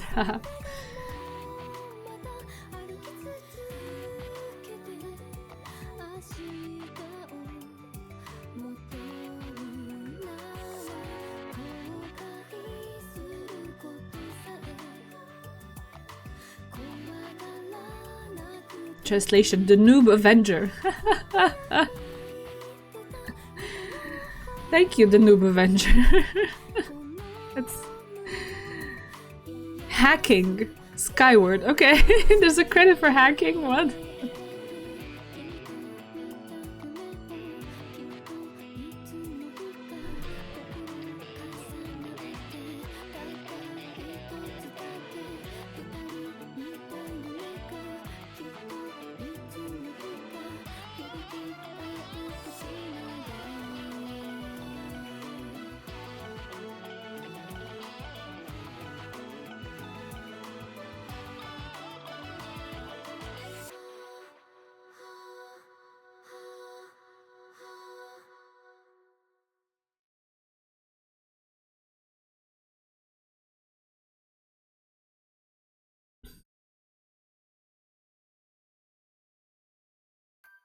Okay, there it is. Right. So now I'll take my chance to make my customary run to the toilet, and then we will jump right in. I guess we will do a little bit of it and then finish it off next time, and we'll have to talk when that next time should be. It will probably be much shorter than usual. Definitely will be shorter than usual. But yeah, I didn't want to rush things, and I don't want to forcefully cram everything in one day. So I think that would be good for me, right? It might also give us a little chance to talk about things at the end if you feel so inclined to do it next time, right? So I'll be right back, and I'm hydrating. Yes, thank you, thank you.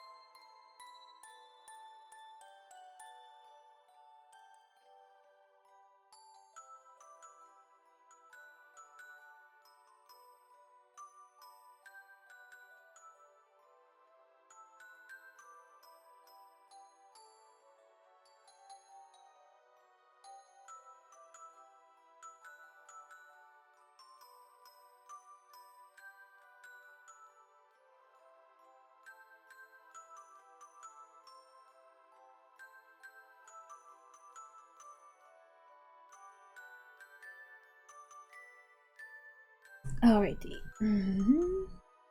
Let's go.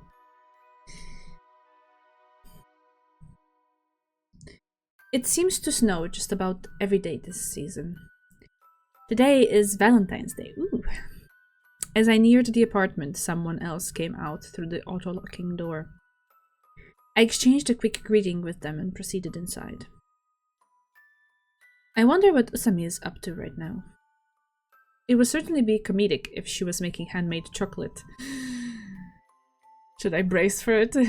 I stepped off the elevator and made my way to the front door. I pushed the button for the intercom. Hi! A joyful feminine voice responded in kind. 早かったですね。 Her footsteps pattered as she rushed to the door. I was burning with anticipation. Okay. Where are we? Why does he have to ring the doorbell? Who are we? I'm so confused. I couldn't wait to see her. A sweet aroma wafted through the ventilation. 今開けますよ。 The door slowly drifted open. I could almost say that I missed the girl that stood there before me. Her eyes were closed. I suppose she was expecting a welcome back kiss or something of the sort. I jammed my foot in the open doorway and greeted her. 会いたかったよ、宇佐美。 There it is! My worst fears realized! Oh god.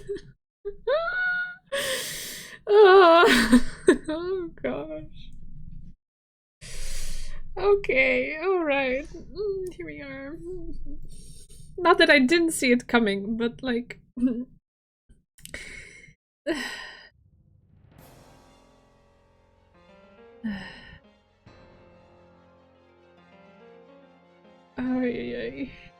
I couldn't even begin to describe Usami's face at that moment. It was like a blanket of snow that had once melted suddenly decided to freeze over again. Of course we're not. Of course we're not. Damn it, Haru. Telling me to go out and buy vanilla extract, damn. Yet here I am regardless on my way back from being her errand boy. My phone suddenly rings. Since I lost my old one, I had to buy a replacement. I answer it on the off chance it might be a client. Oh, Horibe. I take it they've decided on a date for father's funeral then.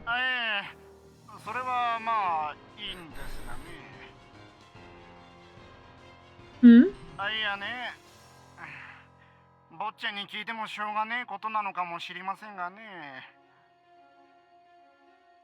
I'm listening.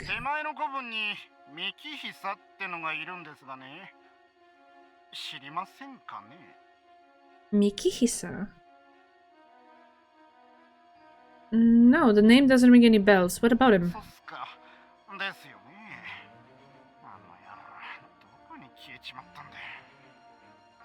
Disappear?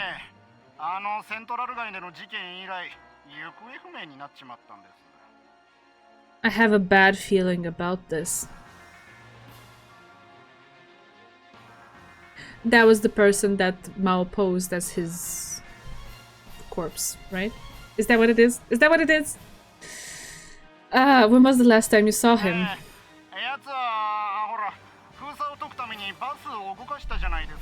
There we go.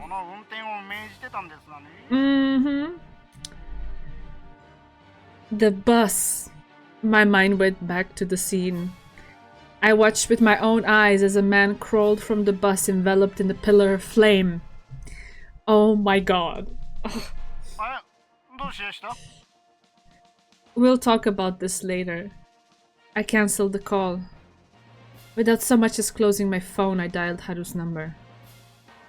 The first attempt, Haru did not pick up. The second attempt, Haru did not pick up. She was supposed to be at home making chocolate, and yet I wasn't getting any answer at all. Oh dear lordy lord. I dropped my shopping bags and ran. Shit. The man in that terrible conflagration wasn't Maou. He must have given the driver his gun and used him as a substitute. Now that I think about it, I remember seeing Maou go near the emergency exit window. He staged a shootout with the police, busted out the window, and then shot the fuel tank. After that, he made use of the ensuing chaos to escape. Even Haru and I were able to elude the police at the time. It would have been a simple job for him. I have to hurry. Maou is still alive.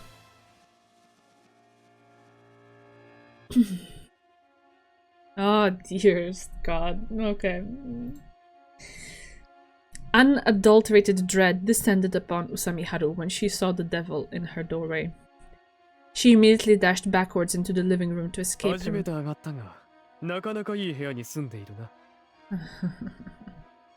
Maou spoke with his usual confidence. Haru's eyes were still wide open in shock as she retreated further backwards into the kitchen.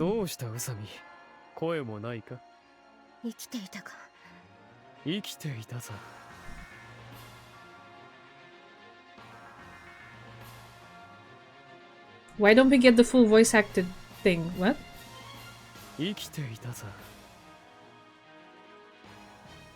Okay, we don't get the red. I would have loved to drop everything and go see my dear old dad as soon as possible, but there were a couple loose ends that I needed to tie up first. チョコレートでももらいに来たか？ For you, it's giri choco. God damn it. Mao grinned. 私のために頑張ったわけではなかろう。じゃあなんだ？もちろん、お前に地獄を味わわせるためだ。Mao advanced on Haru. The emptiness of his expression seemed suited to the grave. Haru proceeded further into the kitchen. She felt around for the kitchen knife. She grabbed air once, twice. Where is it? Hurry. Mao is getting closer. Haru eventually grabbed the pan instead. She removed the lid and chucked it at her foe. The boiling, bubbling chocolate splattered out, but failed to reach Mao's face. どうした？ Mao's smile was long gone. His emotions had apparently been entirely rooted out, and his expression bore not one iota of hesitation. He was the angel of death himself. Haru waited for the moment that Mao stepped over a chocolate-drenched tile. When he did, she rushed him like a berserker. Oh, welcome back, Kennedy. He's not dead. He is not dead. Mao noticed her attack and took a stance against it, but she continued her tackle regardless. The Reaper had fumbled ever so slightly. She followed through with an uppercut to the jaw. He dodged as if he had predicted her next move.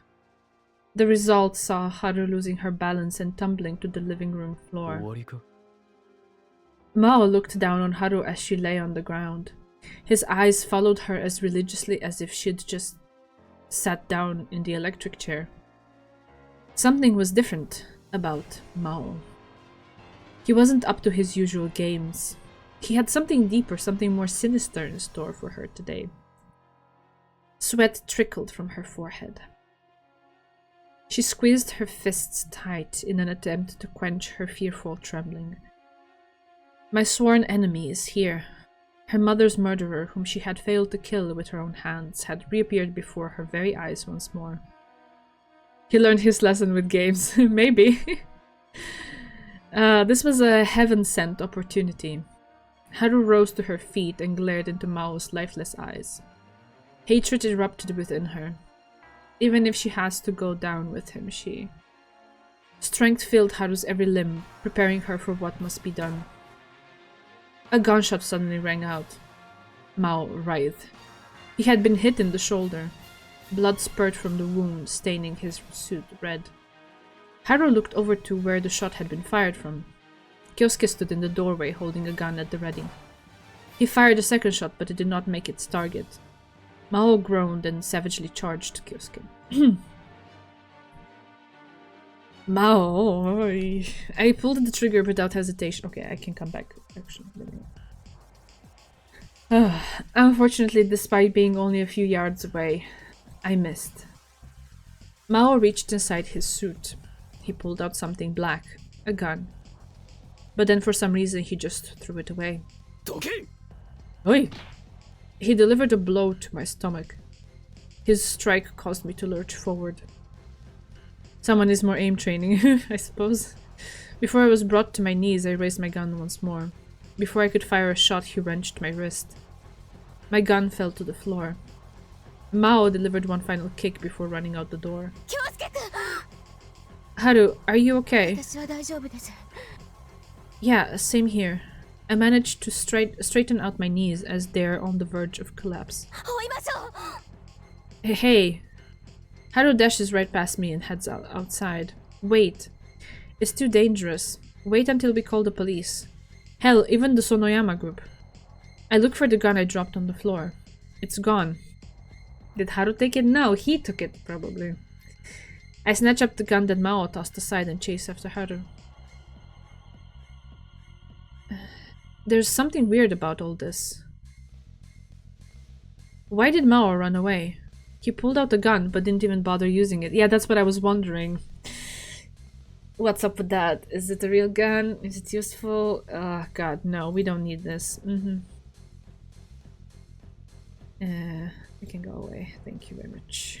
There we go. You probably didn't see that. I think Otomoto kept it. We got another one of those view bots advertising, whatever. Anyway. Did he not come to kill Haru? What is he up to? And where on earth did he run off to? He probably wants you to follow him there, wherever that is. So, yeah, maybe don't do that.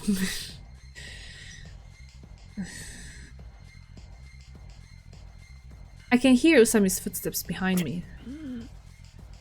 The wound in my shoulder is throbbing. Usami gave pursuit as predicted. As predicted, see? My legs are starting to get unsteady. I wanted to take her to a place with more people around, but I guess things don't always go perfectly. Alright, Kyosuke. This will be your final trial. I'll make sure you get a taste of hell as well. I will never reform. You'll receive no loving quarter from me, little brother. No, that's not true. It is precisely our fraternal bond that prevents me from letting you off the hook as things stand. I see a little park to my left. There are no swings or slides. It boasts nothing but a tiny sandbox. I'd say it's a worthy playground to serve as the backdrop for Mao's grand finale. Oof.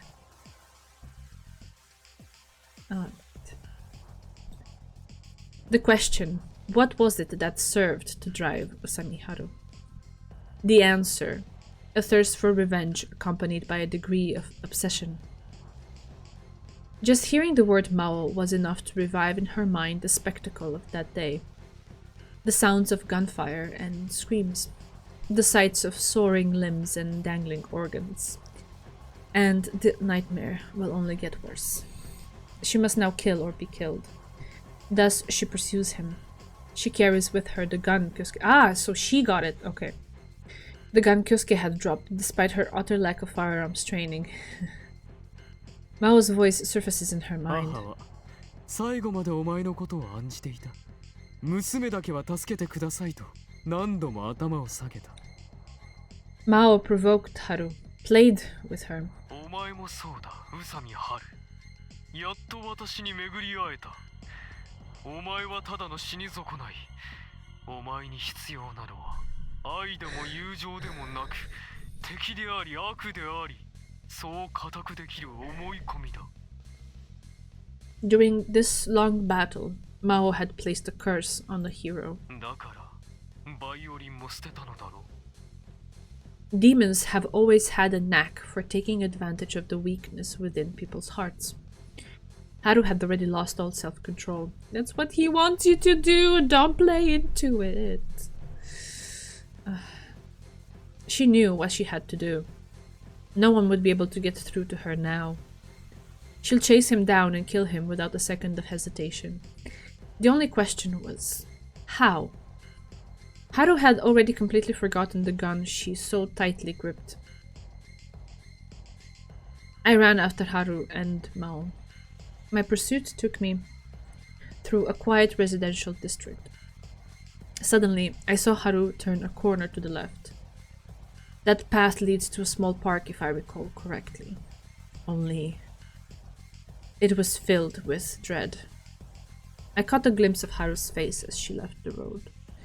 There was no sign of the aloof girl I knew so well. She had a terrifying look on her face as she chased down her prey, one that I had never seen before. It reminded me of some old myth or legend. After vanquishing demons for so long, the hero himself became corrupt with evil. So that's it. It was at that moment that I finally understood Mao's plan. It was a scheme of profound magnitude.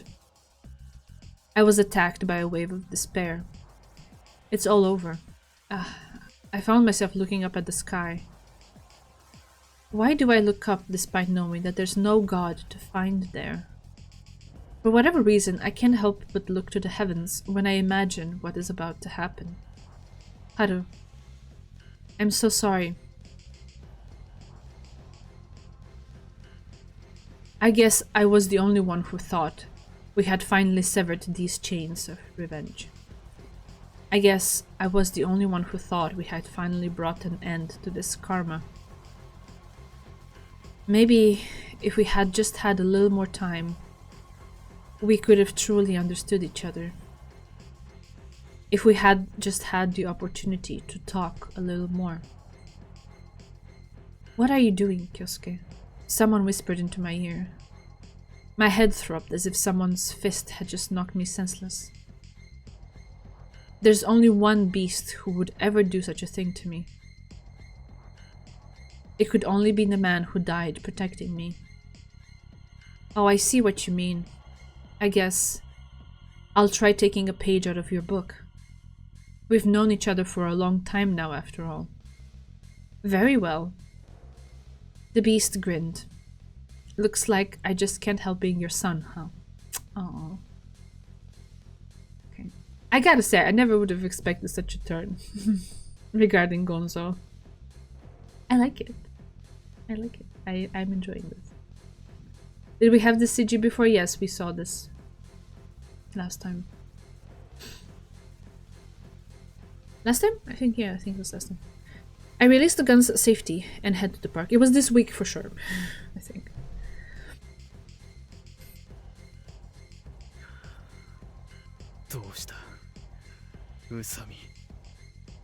I leaned against a tree trunk in the center of the park, awaiting her action. Her shoulders are heaving. Her eyes look no less than possessed. She's been transfigured into the very image of the Maou that I had hoped for. The safety is off. She's holding the gun properly with both hands. All she has to do is pull the trigger. Don't give in to it. Even an amateur wouldn't miss at this range. There aren't many people around, but a bigger crowd will be sure to gather upon hearing the gunshot. The gun in Usami's hands shakes. It's clearly not out of hesitation, though. She's overcome with exultation and relief over finally being liberated from this nightmare. Only I don't think this will liberate you. Girl! Girl!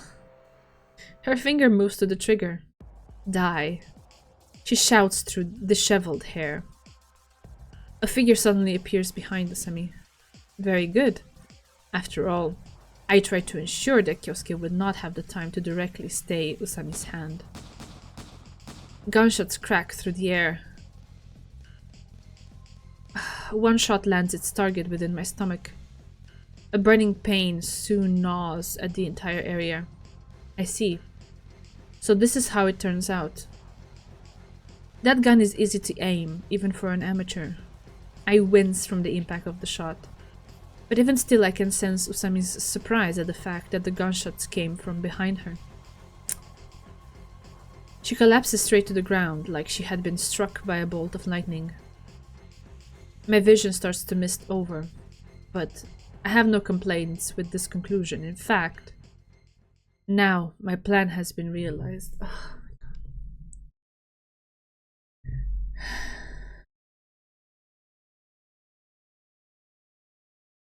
Maou. After shooting off all the bullets in the gun, I approached Maou. Haru was laying collapsed against the park's bared earth. I immediately took up her gun and stashed it away in my pocket. The event caused an uproar in the surrounding residential area. People screamed and shouted over what had just transpired. Among the commotion, I could hear someone calling the police. To my left, a middle-aged man stood pointing at me, and before me sat a man who watched over the entire spectacle with a satisfied grin. Kyosuke.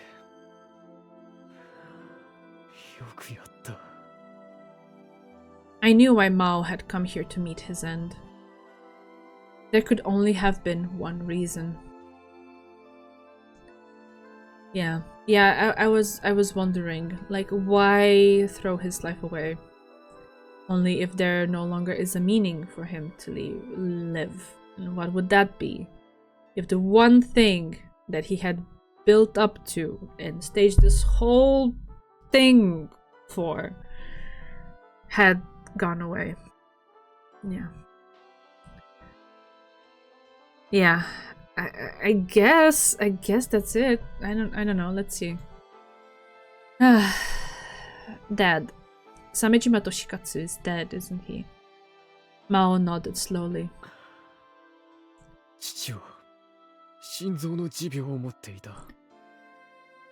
I shook my head. だろうな。だからお前は救われんのだ。What? His steadily closing eyes flooded once again with tears. And you predicted it, didn't you? Or rather, you planned for the worst case scenario. Getting Dad out of prison was one thing, but allowing him to start a new life was another beast entirely. He was an old man, and you had your doubts as to whether or not he would survive the long boat trip. 不安は現実となった。そう。私が殺したようなものだ。Oh, geez, Louise. Did you get to see him? いいや。遅かった。Mao continued struggling beneath a sadness too heavy for his shoulders. 地獄でいくらでも父に詫びよう。だが、あれでよかったとも私は考える。不当な判決を下したこの国に殺されるよりも、せめて最後に希望を持たせてやれればと、私はテロを断行した。And all the while, you provoked Haru. He chuckled faintly. はるか。His sad attempts at mockery caused blood to dribble from his mouth. Despite it, he continued on. 京介よ。なぜ母のそばにいてやらなかった？私は言ったはずだ。母を頼んだと。なぜあの借金取りの養子になどなった？ I could not answer. It was to escape a life of extreme poverty and eventually come back to get her.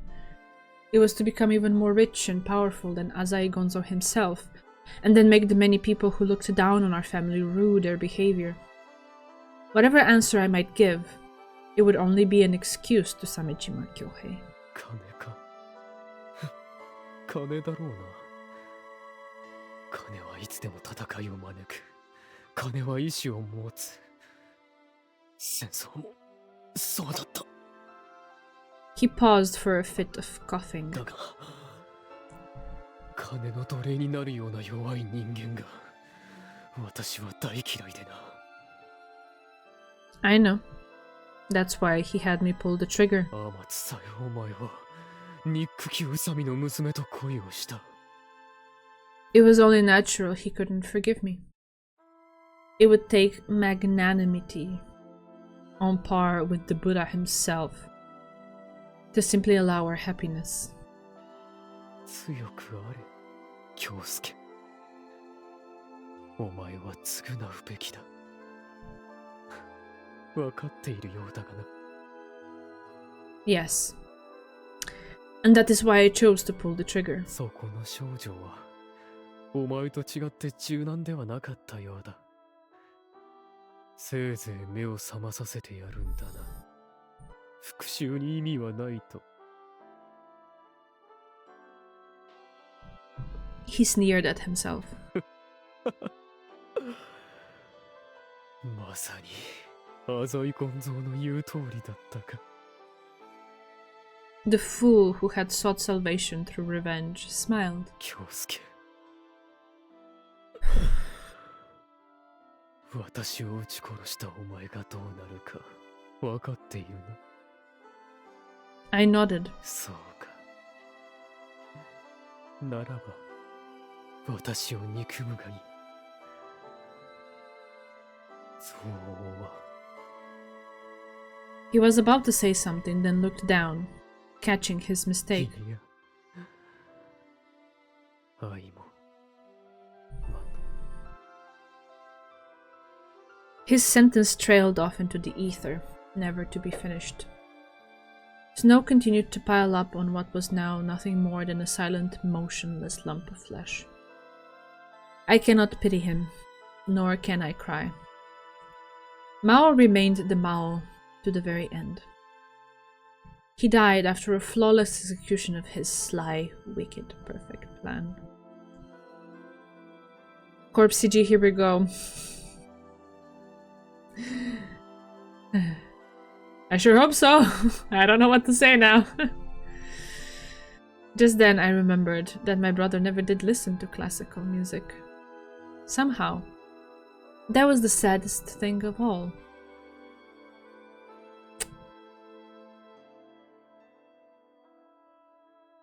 There was no time to dwell on sorrow. Haru. She showed no sign of regaining consciousness. Come on now. If you sleep out here, you'll catch a cold. I picked up Haru and headed back home. The people on the street continued gaping and pointing at me. I held my gun up to Haru to make it look like she was my hostage. Oh my god, fuck. The room was dark. I laid Haru down on my bed to rest and mulled over the situation alone. My eyes wandered to her violin case. It's a keepsake from Haru's mother. I wanted to hear it one more time, but I guess that dream will go unfulfilled. Unfulfilled dreams, like her dream to be a violinist. I need to help make that dream come true. At this point, staying with her won't do her any good. In fact, my very presence would crush all chances of her success. Haru is already a known artist under the name of Mishima Haruna. She spoke of being retired and whatnot, but there's no doubt that in actuality she wants to continue playing. If I stay by her side, the media will have a field day with her. I learned just how dreadful they can be back when I was a boy. That's why I hate standing out. Well, I guess with what's about to happen, I won't be able to avoid it. I'm sorry, Haru. I was the one who wanted to get you playing again. But now irony has come to bite me, as I won't even be able to be with you, let alone hear your music. After all, I'm a murderer now. Looks like the police sirens woke her up. I went out to the terrace and used my cell phone. Hi, hey, Miki-chan. Yeah, it's been a while, hasn't it? I've got a little favor to ask. Yeah, but it will be my last favor, so help me out here. Alright, well, you remember me talking about a girl named Tsubaki? Evening, Horibe. I'm truly sorry, but I won't be able to make father's funeral. He's still not gonna be. Oh god, okay. If you want to know why, turn on the news. Anyway, I have a little favor to ask. After some time passed, I heard the sound of the terrace window sliding open. Kyosuke-kun. Finally decided to get up. I tried to maintain a cold tone of voice. 何があったんです? Does she not remember very well? That's fortunate. The police will be here shortly. I killed a man. Haru winced. 人って魔王ですよね。 That's right. And now the police will be taking me in. そんな! She jumped onto me, screaming. 待ってください! She clung to me desperately. おかしいじゃないですか! She made no attempt to hide her flowing tears. だってあれは正当防衛じゃ。 To be fair, he never shot at them, did he? Only he shot at Maou. Don't be ridiculous, I continued coldly. He was unarmed, and I could have called the police at any time. Despite that, I chose to chase down a fleeing wounded man and shot him multiple times. What part of that is self-defense? Furthermore, I'm in possession of contraband, an illegal firearm. I could have gotten rid of it at any time. I'm completely painted as a murderer here. The fact that the victim was my own brother is just the icing on the cake. でも魔王は極悪人で死刑になって当然なんですよ。 Yeah, but like not to be inflicted by you. That has nothing to do with this. She's probably screaming and crying about silly, obvious things because she feels that this is all her fault.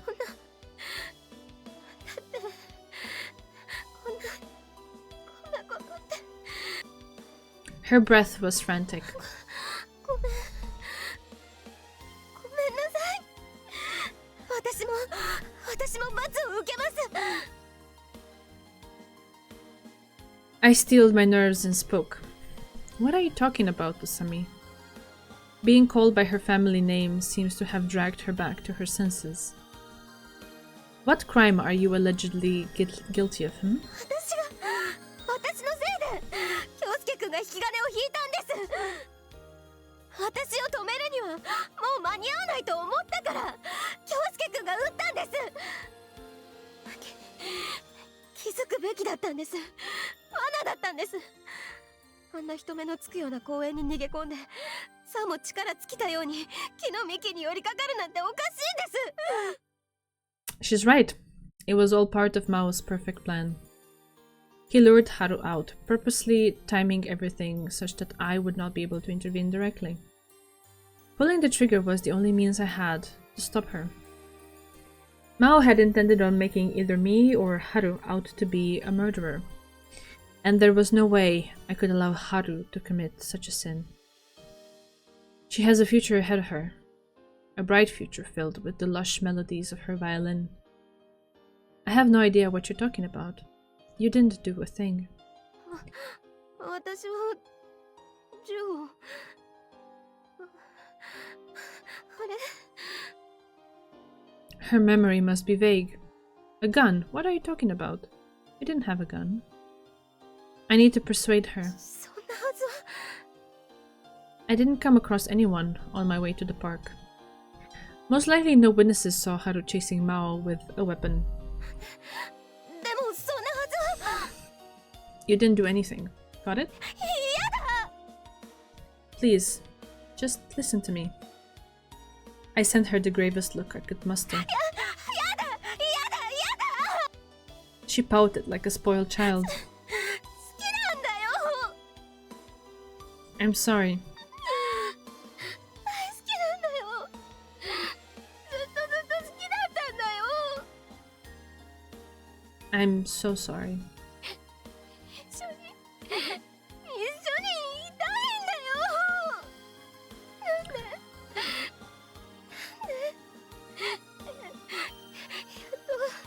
やっとそばに幸せに二人っきりで暮らせると思ったのにそばにいられると I could feel tears coming on, but there was no way I was going to let them out. I can't afford to just hold her close and cry. Getting caught up in my emotions here would only lead to hesitation. I see. You love me that much.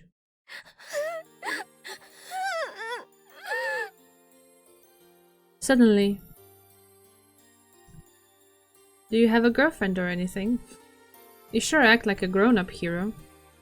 Dad always said girls were interested in that sort of thing, though. Just tell me already, yes or no? Nope, I never even thought about it. I guess it can be helped then.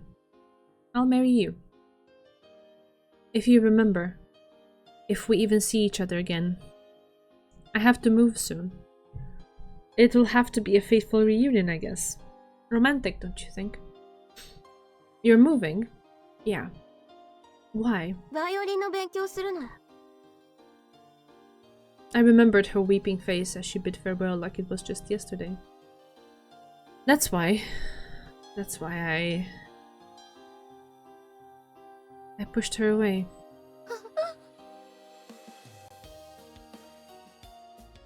She looked like an abandoned child as I turned my back on her.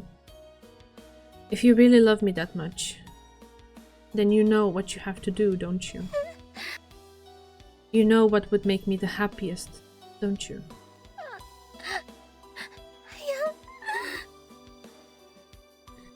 She knows.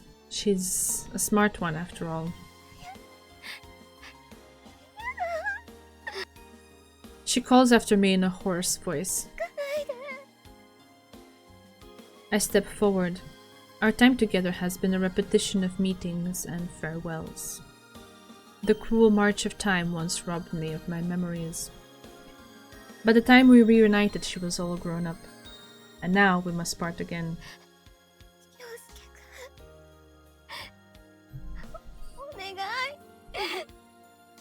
Only this time we will not be meeting again.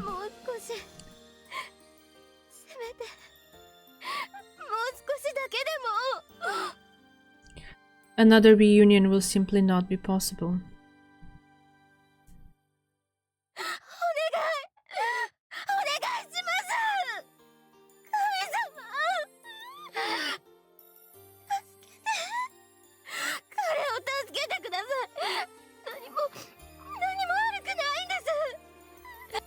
介くんは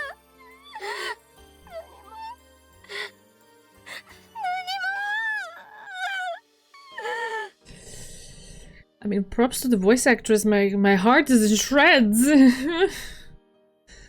She continued wailing. Snow fell upon her trembling shoulders, then melted away. The white sky above decorated her in a shining blanket as she prayed to God. She's a good girl. Perhaps God will actually listen to the prayers of a beautiful girl like her. Unfortunately, I am not as innocent as she says. I've committed a number of sins, both light and heavy. I've come this far by living a life of deceit. I've cheated many people, Tsubaki and Kanon most of all. I wasn't able to save my mother, my father, or my brother. Nevertheless, Maou has left the final trial for me, at the cost of his very own life. Yeah, couldn't he have just like fucked off somewhere in the world and just lived whatever life? He had to come back and torment them. He had to. At least now she's beautiful and not disgusting. Yeah, it seems the tide has turned on that. He's no longer, you know, using those kinds of words. That's good. And he did protect her with his freedom, which is commendable. It is very commendable what he's attempting to do here.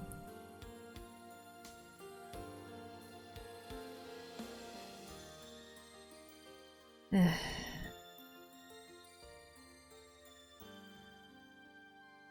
I don't know.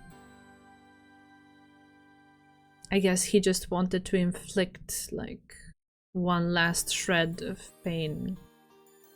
Maybe he just didn't want to allow them their happiness. But it's a lot. Like, for someone so arrogant and self-centered as him, or maybe I'm wrong to peg him as arrogant and self-centered, but he did seem like that to me. To throw his life away just for this? Like, why would he throw his life away?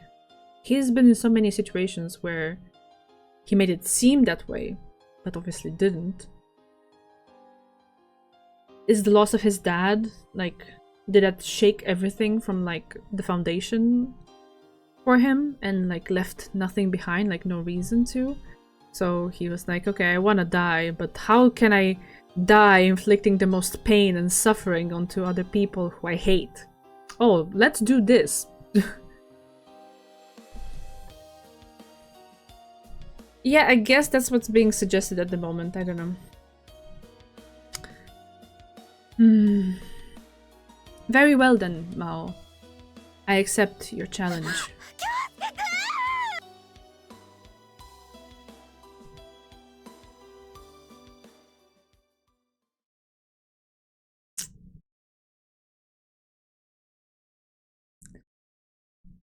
Okay then.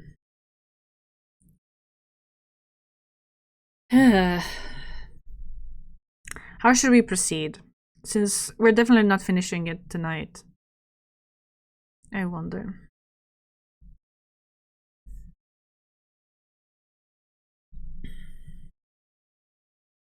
We do one more scene, maybe?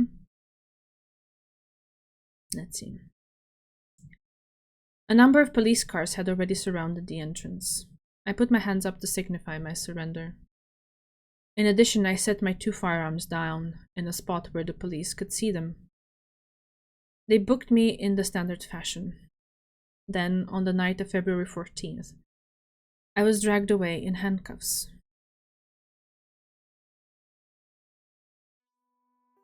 Three days passed.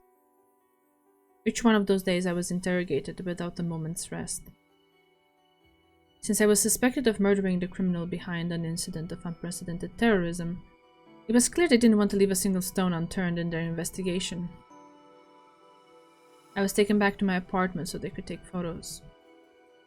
We also visited Mao's final seat under the tree and the supposed murder weapon. Absolutely nothing escaped the flash of the camera. Each night I was taken to the lock-up cells at the back of the station in handcuffs dragged by a rope tied around my waist. All of my belongings, including my cell phone and wallet, had been confiscated by the police. They took my fingerprints and then had me stripped naked to take my measurements. They took my belt and shoelaces, replacing my footwear with sandals emblazoned with the number 40. Once I was marched into my cell and got a glimpse of the meshed windows blocked by iron bars, the apprehension really started to set in. Immediately after I was arrested, they asked if I had a lawyer. I guess I could say I did. But now, without Gonzo backing me, I highly doubt he would be so kind as to come to my aid. I ended up using a court-appointed lawyer. He was a middle-aged man with entirely empty eyes. His subdued mannerisms didn't assuage my concerns about his lack of motivation. After that, I met with the public prosecutor. After being told of my right to remain silent, my right to an attorney, and so on and so forth, I was then put back into my cell to continue my life of custody. The interrogation suddenly grew more severe. They started asking the same questions over and over, and kept pushing the same documents under my nose.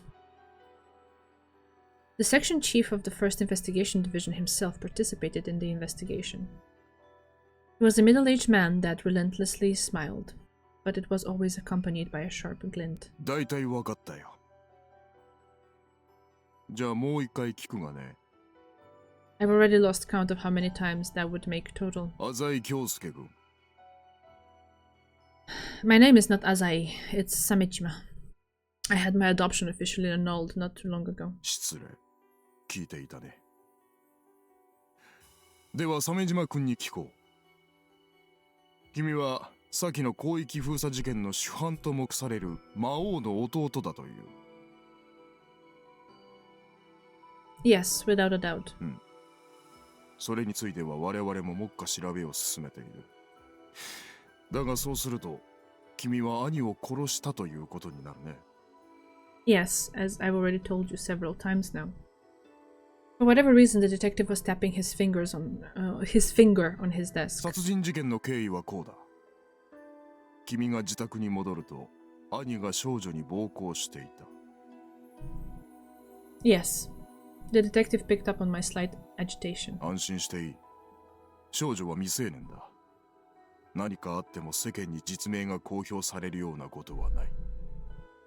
Maybe not, but regardless, they'll make a big fuss over her as Girl A. Please, go on. You need courage when dealing with a grizzled police officer. 同棲していたのかい？ Lies won't work here. Yes. だろうね。あの日はバレンタインデー。手作りチョコレートの跡が床にこびりついていたよ。Yes, that's right. Go on. What the hell? I have no idea what he's getting at. Or I guess maybe he's just trying to unnerve me or something. 少女の危険を察した君は、所持していた拳銃で躊躇なく兄を撃った。ちなみに、拳銃はどこで入手したんだい？ As I've stated before, I found it during the blockade incident. そうだった。だが、君はそれをいつでも手放すことができた。なぜ警察に届け出るなりしなかったんだ？ I wanted to sell it off to a Yakuza guy I know. つい忘れていたのでもなく。Correct. Like I said last time, I had committed quite a few crimes back on Central Boulevard, so I was afraid of getting involved with the police. I wasn't lying. The detective nodded profoundly. 君がセントラル街で行ったことが罪に当たるかどうかはまた後日別の者が取り調べを担当する。さて話を戻そう。Very well. 君の兄は発砲にひるんだのかマンションから逃亡を図ったという。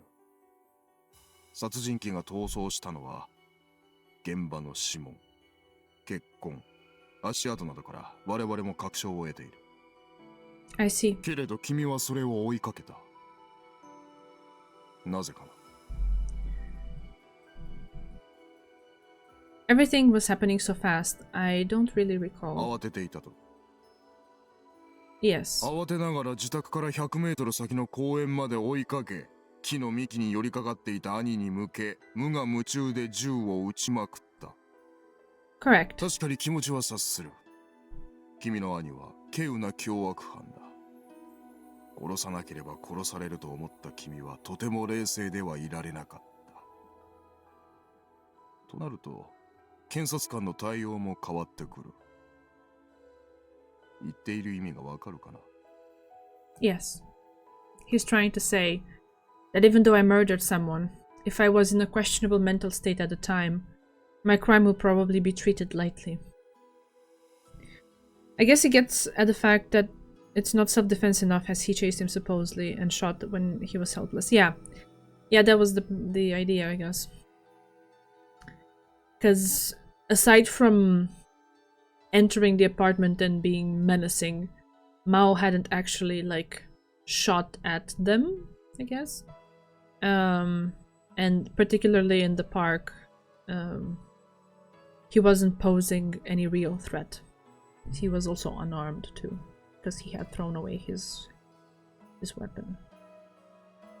Although actually, him having a weapon in the apartment, even though he had never shot it, that would still work as self-defense, but in the park, definitely not.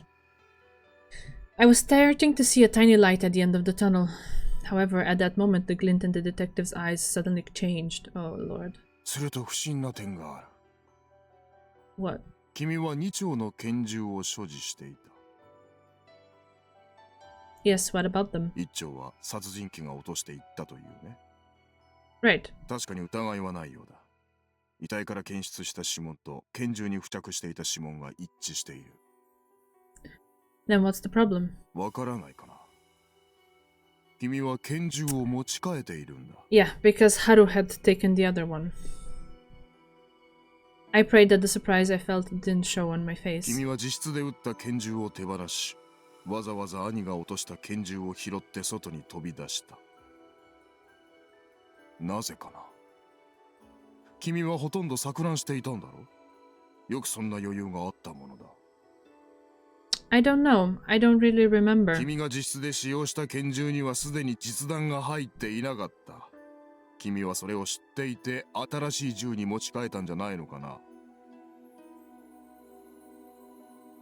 Oh, so the gun that Haru ran off with didn't have any bullets left in it. Ah, to add insult to freaking injury. Jeez.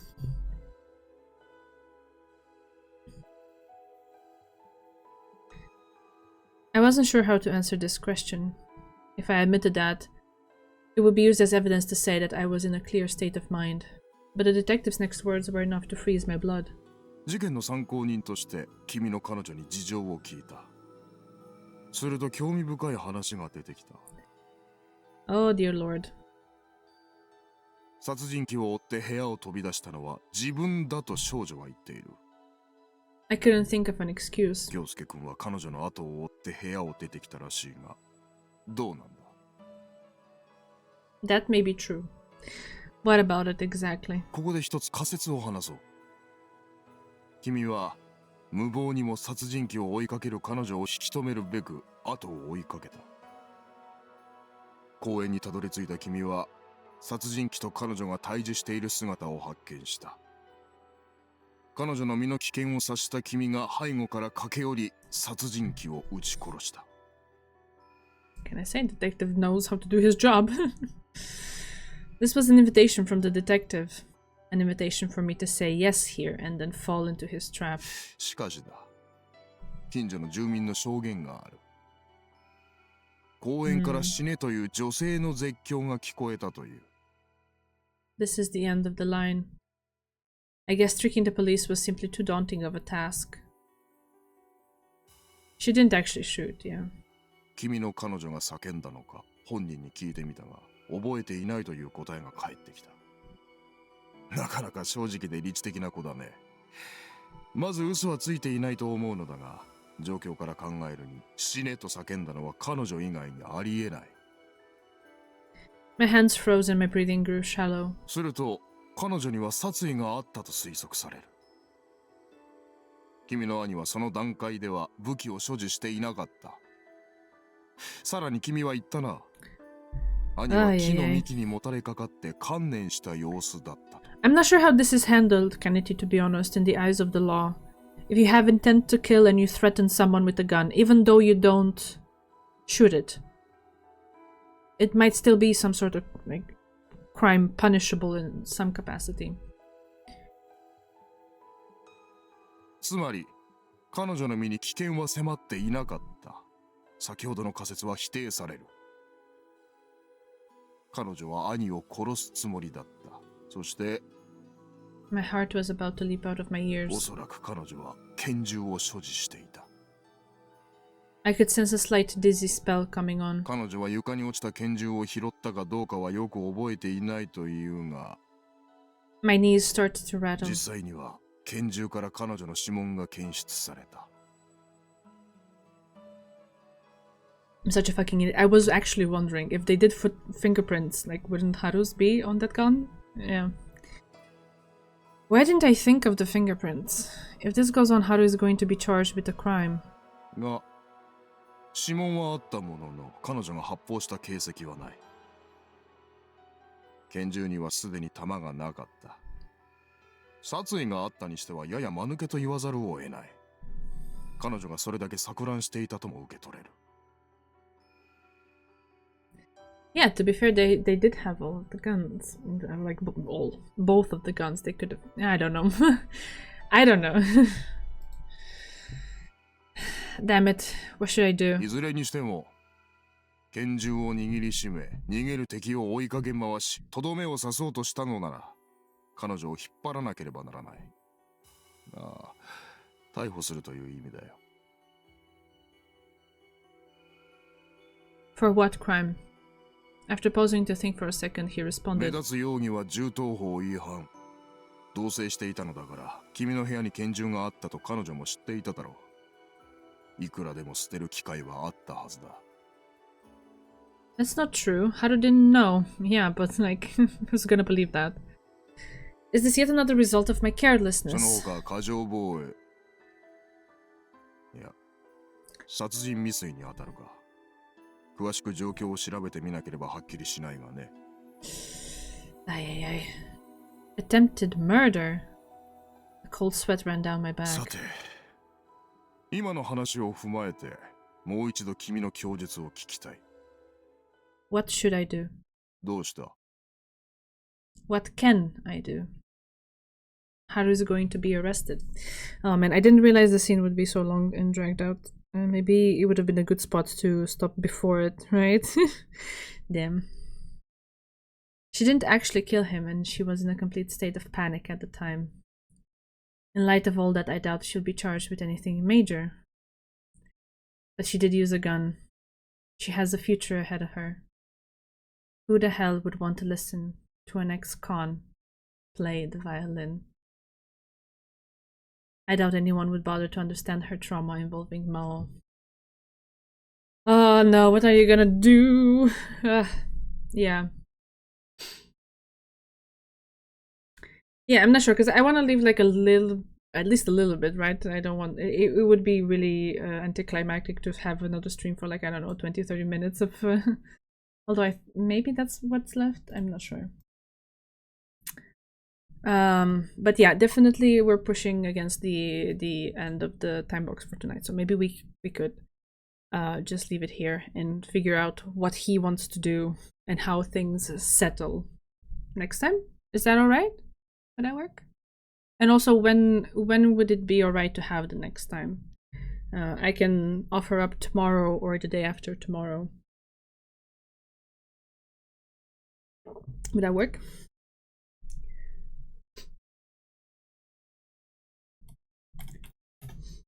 Let me see if I can quickly check just how much we have left. Any? Alright. You are the MVP, Bancho. I would want you there, so... if you can make it tomorrow. I didn't want to presume, okay? Because it's Friday and Saturday, and like people have lives, and they might go out or something like that, you know? But if tomorrow works, then we can do that. Let me see.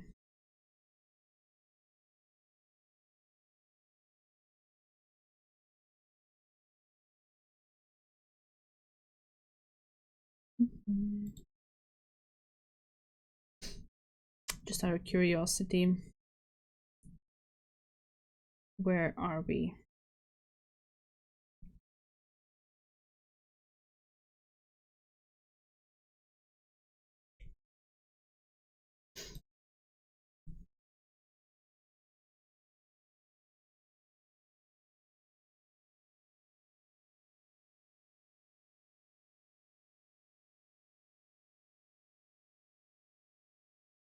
Okay. Okay, so I have a VOD that I had been checking and trying to compare my own speed to how much content there is. And this conversation with the detective is kind of like halfway through. Something like that, right? So we're kind of halfway through the epilogue. And we have half left. Something like that. That's what it looks like to me. And yeah, this is gonna drag on a little bit. And yeah, okay. So this sounds good to me. Right. So we can finish this tomorrow if that's all right and it works for people, and I'm not, keeping you from having a life if you want to join. And we can also have a little bit of a conversation at the end, because then we're gonna have time, and we don't need to rush it to fit it in. Yeah, sounds great. Then let me make a save. And we will pick it up tomorrow. Probably overall it will be a shorter stream than usual. But it feels better than, trying to cram it in. So I'm okay with that if everyone else is okay with it. Yeah. I hope for a happy ending. I don't know, but you already know the ending, so I don't know what to say when you say that. Cats, yes.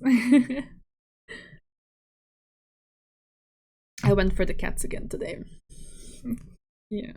Bear particularly likes this shirt. I loved it the moment I saw it. I had to have it. Yes, it's adorable. Okay, then I will see you again tomorrow, same time as usual.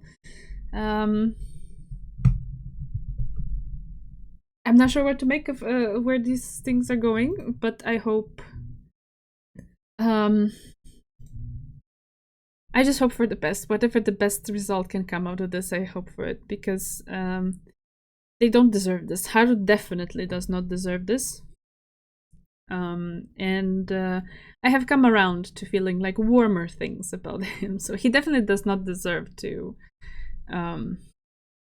be imprisoned as a murderer for this, or like to have his life completely thrown away because of that.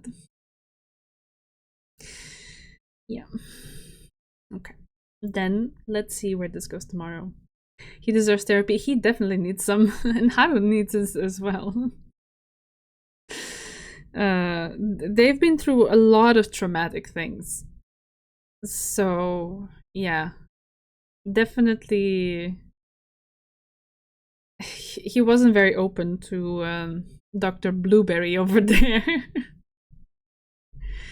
I guess it was mandated for him, and so he didn't really take it seriously. But yeah, that would be something good if he opens himself up to that, and for her as well, because these things, it's been incredibly traumatic. Hard to get over that on your own, and especially since Haru had this like latent hatred burning inside of her. Hopefully now she understands like the repercussions of that and how bad that was. Hopefully she takes it as a lesson to that she has to move on and heal from it, as opposed to feeling even more rage and desire for revenge. I hope that's the direction that she goes into, but yeah, we will see. I don't particularly I don't know.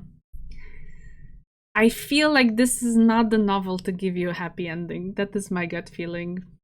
So it'd probably be heart-wrenching. He's probably gonna sacrifice himself in some way. And yeah, but let's see where it goes. Curious to see how it draws to an end. And yeah, then I'll see you again tomorrow for a short one, putting the final final strokes on this one, I suppose. And I guess it will also be maybe the last scheduled stream, because in the future, like I said, I cannot promise much what's gonna happen. We'll see. We'll talk about it. Okay. For tonight, take care. Love you all. Thanks for being here and joining me on this roller coaster of a ride, and see you tomorrow.